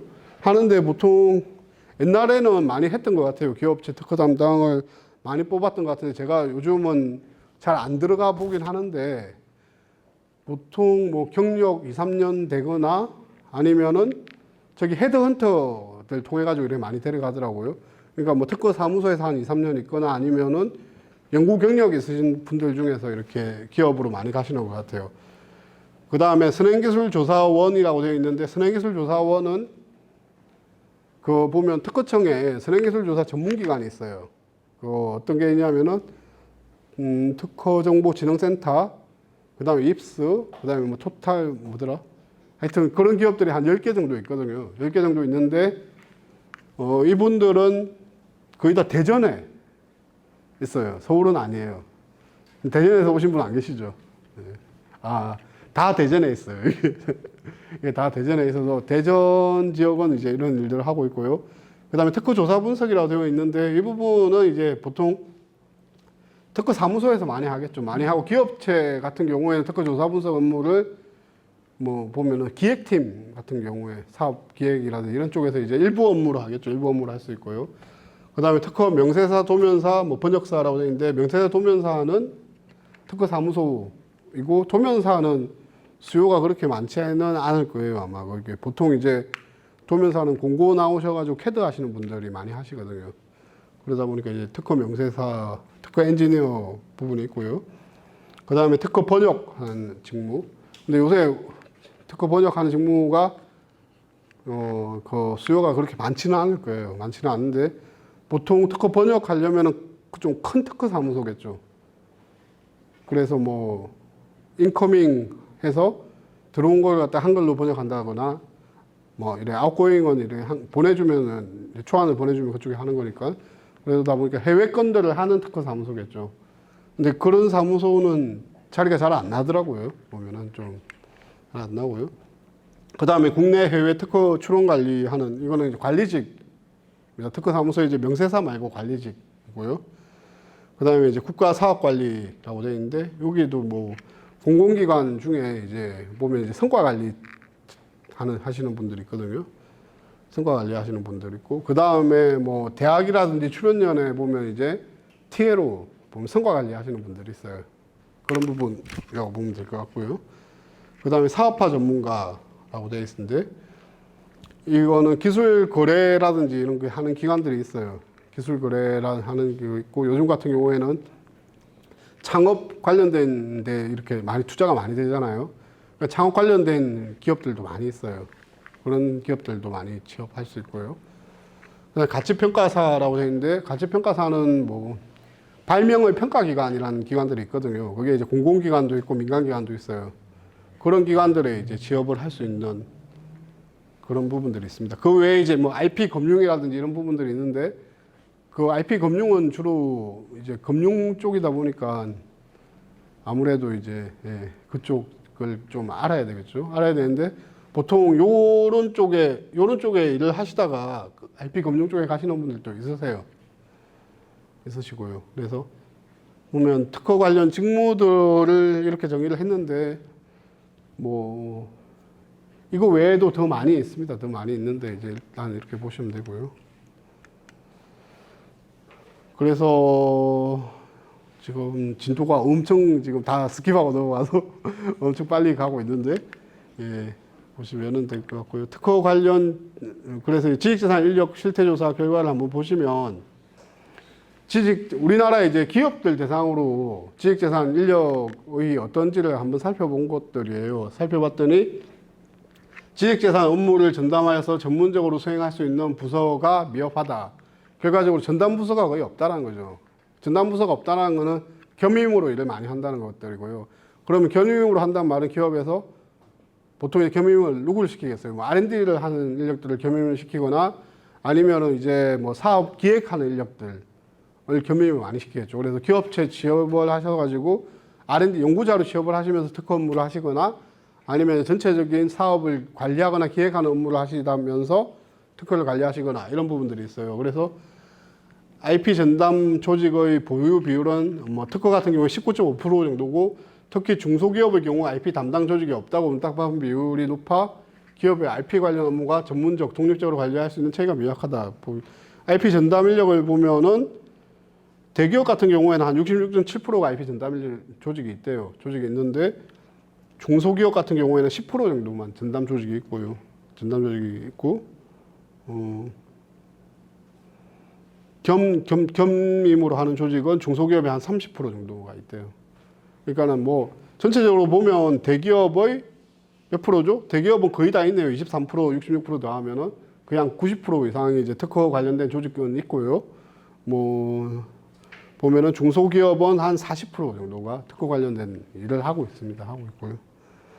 그런 식으로 보면 이제 수요가 되게 기업에서 취업할 수 있는 수요가 되게 많아 보이긴 하죠. 많아 보이는데 되게 전담 조직은 한 10% 정도밖에 안 된다는 거고요. 이게 이제 페이지가 좀 잘못됐네요. 이게 산재권 같은 경우에는 26,000개 기업 대상으로 했대요. 26,000개 기업이니까 이 중에 한 중소기업이 대부분일 거라 뭐 2만 개 정도를 중소기업으로 봤을 때 보면 10% 정도가 있다라면 2,000개 정도가 전담 조직이 있다라는 거잖아요. 그러면 2,000개 정도에 취업할 수 있는 자리가 있다라는 거니까는 이제 좀 그렇게 볼 수 있겠네요. IP 겸임 조직은 IP 관련 업무 발생 시 상시적으로 지원하는 부서로 3분의 1 이상 기업이 겸임 조직 형태로 IP 업무를 수행하고 있다. 앞서 본 거하고 같아요. 이제 IP 겸임 조직이 많고 IP 겸임 조직의 IP 업무 비중은 산재권과 저작권이 각각 21.1%로 IP 업무를 전문적으로 수행하는 데 한계가 있다. IP 겸임 조직의 주요 업무는 R&D로 IP 업무가 R&D 업무 연계 생산에 이루어지고 있음을 추측할 수 있다라는 부분이고요. 그래서 IP 겸임 조직의 IP 업무 비중을 IP 전담 조직 말고요. 앞서 겸임 조직이 되게 많다라고 했잖아요. 겸임 조직은 이 업무는 특허를 하는 경우가 21%, 그러니까 나머지 5분의 4는 딴 일을 한다는 거예요. 그러니까 20% 정도만 특허에 관련된 업무를 하고 나머지 80%는 딴 일을 하는데 어떤 일을 하는지 봤더니 R&D를 하거나 일반 사무 행정을 하거나 아니면은 법무 업무를 하거나 상품 기획 업무를 하거나 뭐 경영 업무를 하거나 사장님 직접 하시는 건가 봐요, 이거는. 결과적으로 R&D를 하면서 IP를 하는 업무가 되게 많다라는 거죠. 결과적으로 연구자이면서 IP를 하는 경우가 되게 많아요. 대기업도 보면은 옛날에는 안 그랬는데 요즘은 이제 연구자 출신들 중에서 이제 IP 전담 인력으로 가는 경우가 되게 많거든요. 그러다 보니까 이제 결과적으로 이제 뭐 이런 부분이고 행정 사무 하시면서 이거 IP 업무 하시는 분들은 어떤 업무겠어요, 주로? 특허 사무소의 외주주구나 이런 업무겠죠, 대부분. R&D 하시면서 하시는 분들은 뭐 이렇게 직접 이렇게 창출도 하면서 뭐 이렇게 하시는 분들이고요. 그래서 산업별 지식재산 담당 조직 형태를 봤더니 화학, 의학, 제조, 의약품 쪽에 전담부서 비율이 되게 높아요. 높고 뭐 일반 제조업 같은 경우는 조금 낮고요. 그래서 요 부분들이 이제 좀 첨단 산업이죠. 이 부분들이 전담 인력 비율이 되게 높아요. 자신의 전공을 봤을 때 어느 조직에 가까운지를 보시고요. 예. 그리고 IP 업무는 IP 권리화 업무 및 기타 사무 행정 등의 단순 IP 업무에 많이 집중하고 있어요. 그래서 해외 선진기업들은 급변하는 글로벌 시장에 대응하기 위해서 IP 활용의 극대화 전략 등 IP 업무를 고도화하고 있는 반면에 국내 기업의 IP 업무는 IP 권리화에 집중하고 있다. 그래서 IP 인력의 평균 IP 업무 비중을 봤을 때 이거 기업체예요, 기업체. 기업체 업무 비중을 봤을 때 대부분 하는 일이 지식재산권 출원 등록 업무가 60% 정도가 되고요. 그 다음에 IP 분쟁 대응하는 게 경고장 날라오겠죠, 막. 왜냐하면 국내 기업들 막 생산하다 보면은 경고장 날라오면 대응해야 되죠. 대응하는 업무가 한 13% 정도 되고요. 그 다음에 IP 정보 조사 분석 업무가 7.4% 정도 되고, 사업화하는 업무가 4% 정도 되고요. 그 다음 단순 행정 업무가 7% 정도 된대요. 그래서 전체적으로 보면 권리화하는 쪽에 이제 업무를 많이 하고 있다. 사실은 이제 기획을 하는 업무들을 많이 해야 되는데, 결과적으로 이제 출원 관리 같은 것들을 많이 하고 있다는 거죠. 특허 관리 같은 것들. 그리고 기업 내 IP 업무를 수행하는 전문 인력 풀은 협소하고, IP 전문성을 가진 IP 전문 인력 풀은 협소하고, IP 고유 인력은 이공계 중심 정신을 고형력화되어 가고 있다는 부분이고요. 그래서 과거에 비해서 기업들은 IP 업무를 수행하는 데 있어서 인력 부족이 확대되는 추세가 있대요. 그래서 11년에는 부족한다고 대답한 게 이제 25.1%인데 17년에는 49.3% 정도로 인력이 부족하다라고 이야기를 하고 있대요. IP 인력이 부족한 원인으로는 IP 업무의 중요성에 대한 인식 부족과 자금 부족이 주요 원인이다. 결과적으로 점점 부족한데도 채용을 못하고 있는 거죠, 지금.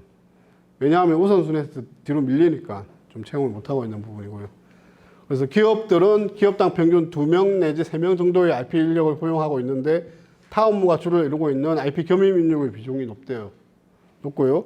평균 건속 연수는 4에서 7년 중심으로 분포하고 있어서 기업의 중장기 IP 전략 수립 및 IP 경영을 수행하기 위해서는 이를 담당할 수 있는 IP 인적 자원 관리가 필요하다. 그러니까 처음에 제가 말씀드릴 때 이렇게 사실은 파이형 인재, 뭐 샵형 인재를 이야기할 때는 IP 겸임 인력이 많이 필요하기 때문에 그 이야기를 한 건 아닌데 지금 시장 상황이 좀 이렇다라는 부분이고요. 그리고 IP 고용 인력은 이공계 중심 전공의 고학력화되어 가고 있다. 이공계 전공자 비중은 72.8%고 전반적으로 학력 수준이 높은데 이는 고도의 전문성을 요구하는 IP 업무의 특성을 반영하고 있기 때문이다.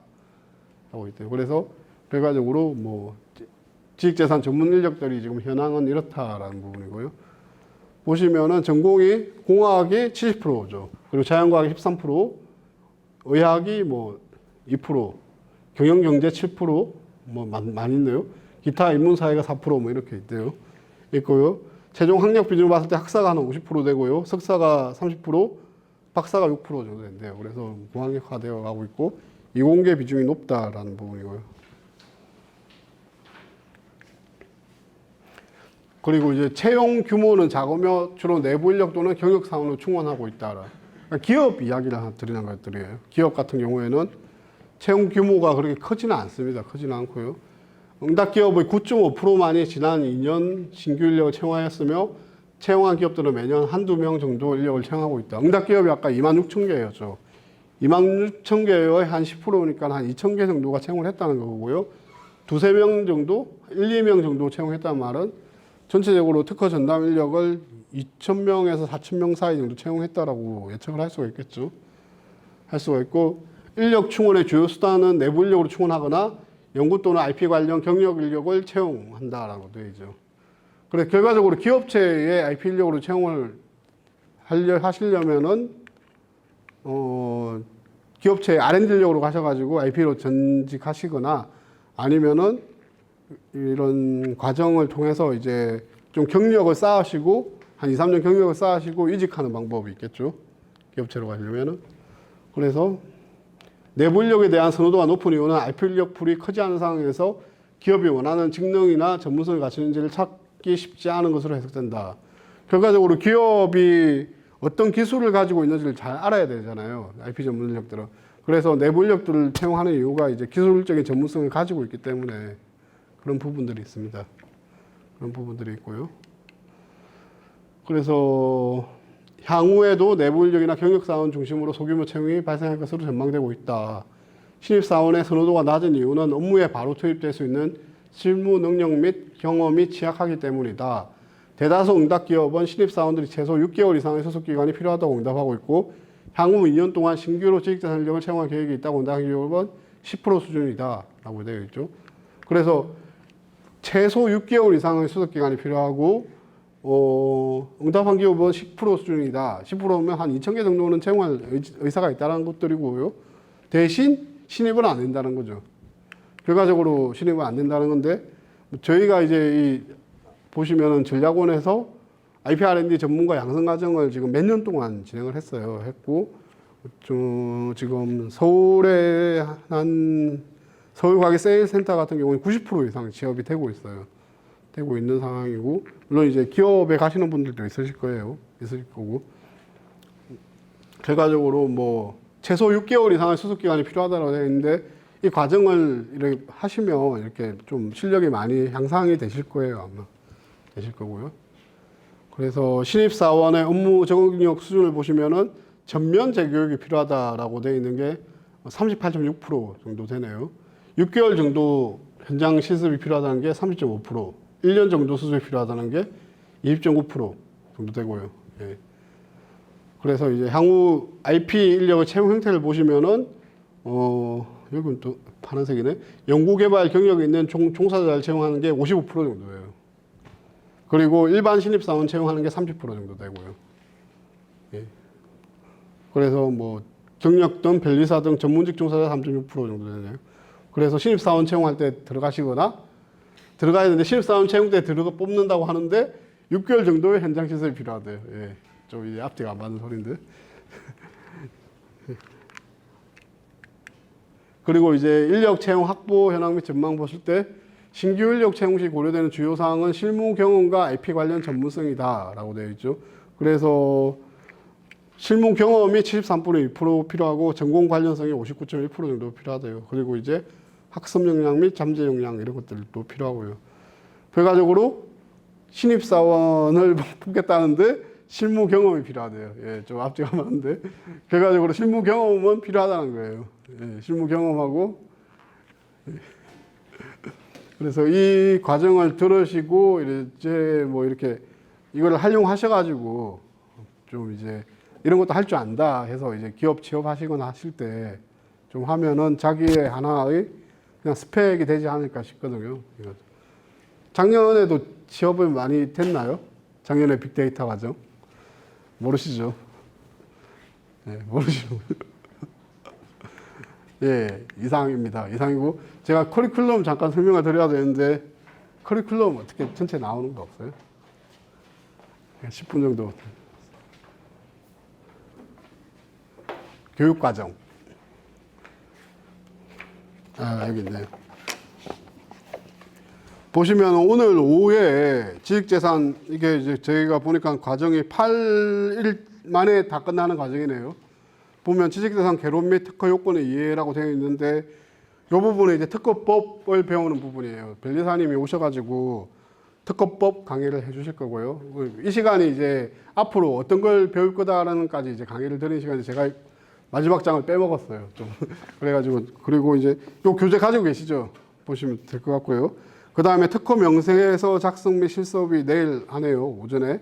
요거 같은 경우에는 이제 실제 이제 이렇게 특허 명세서 청구항 써보는 것들이에요. 특허 명세서에 대해서 배우고 청구항을 실제 써보는 것들이고요. 그 다음에 그 오후에 배우는 건 선행기술 조사 및 실습이 있네요. 이거 같은 경우에는 이제 특허 뭐 키프리스 이런 거 써보셨어요? 안 써보셨어요?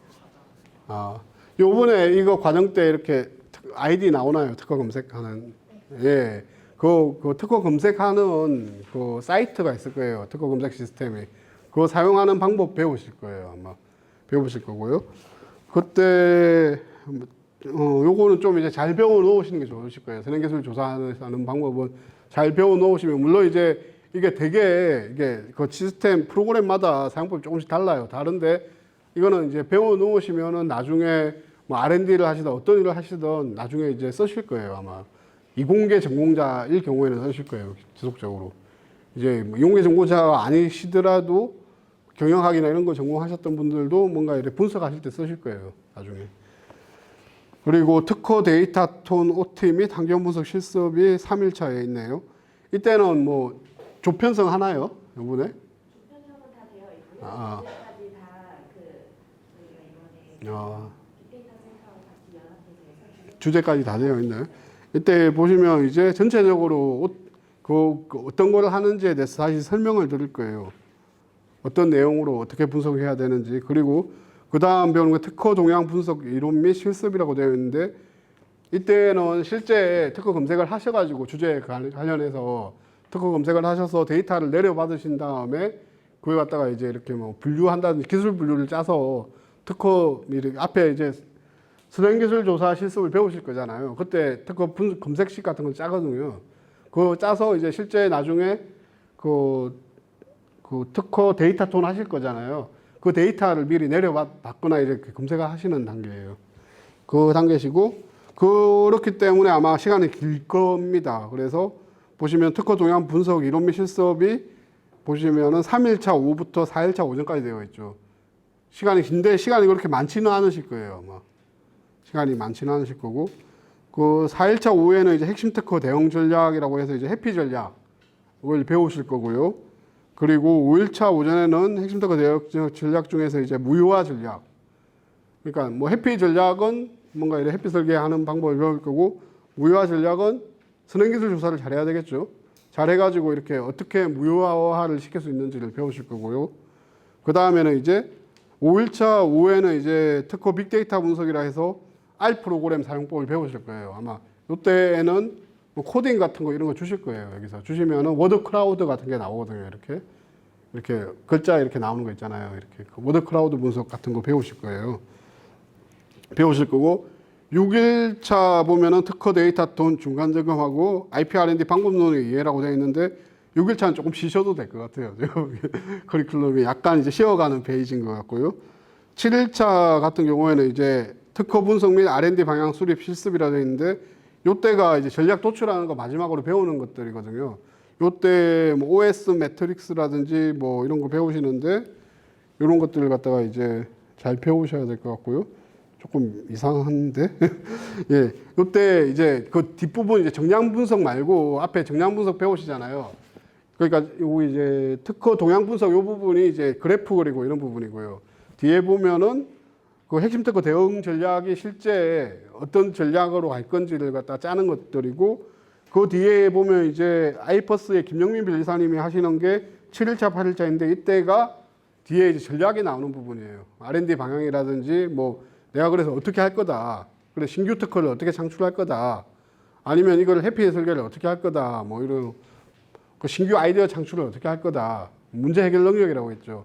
거기에서 문제 해결을 하는 것들이에요. 뭐 파워 분석이라든지 뭐 이런 것들 배우실 거예요. 여기서 배우셔가지고 배우실 거고, 그래서 그 다음에 조별 활동에서 데이터 톤이 이게 조별 활동이 일주인가요?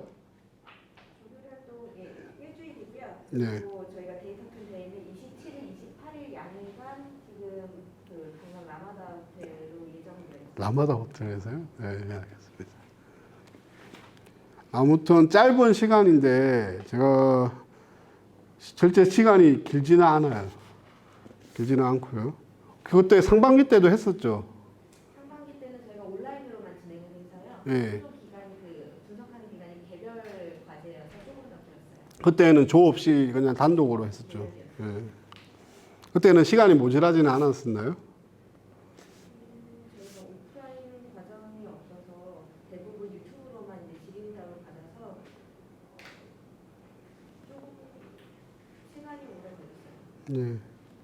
아무튼 지금 제가 보기에는 8월 10일 시작해서 8월 27일 날 빅데이터 톤을 하시는데 결코 긴 시간은 아닐 거예요. 아닐 건데 이제 그 아이템 선택을 잘 하셔서 전략을 잘 짜셔야 될 거예요. 그리고 이제 아이템은 다 선택을 하신 거죠. 주제는 분석 주제는. 그리고 웬만하면 분석 주제는 제가 당부드리고 싶은 거는 대기업이 하는 건 하지 마세요. 왜 그러냐 하면은 대기업이 하는 걸 하면 건이 너무 많이 나와요. 지금 이제 그냥 이렇게 빅데이터 톤에서 이렇게 분석해서 이렇게 뭔가 결론을 도출하는 것들이잖아요. 근데 대기업 아이템을 손을 대면 이제 반도체라든지 이런 것들, 아니면 가전이라든지 이런 것들 이제 대기업들이 많이 하는 것들 손을 대면은 건이 너무 많이 나와가지고 이제 분석하시기가 이 짧은 시간에 분석하시기 힘드실 거예요. 왜냐하면 이게 인공지능이 있어가지고 아까 말씀드렸던 인공지능이 대신해 주는 것도 아니고 사람이 봐야 되는 거잖아요. 그래서 보통 그 아이템들을 보면 이제 중소기업들이 많이 할 만한 그런 아이템들 선택하셔서 하시는 게 좋으실 것 같고요. 예. 전체적으로 길지 않은 시간인데 이거 열심히 하셔가지고 예, 좋은 결과 있으시길 바랍니다. 지금 방학이시죠? 이때 빅데이터 톤 할 때에도 방학인가요? 예. 예, 오늘 수업은 이걸로 마치도록 하겠습니다. 감사합니다.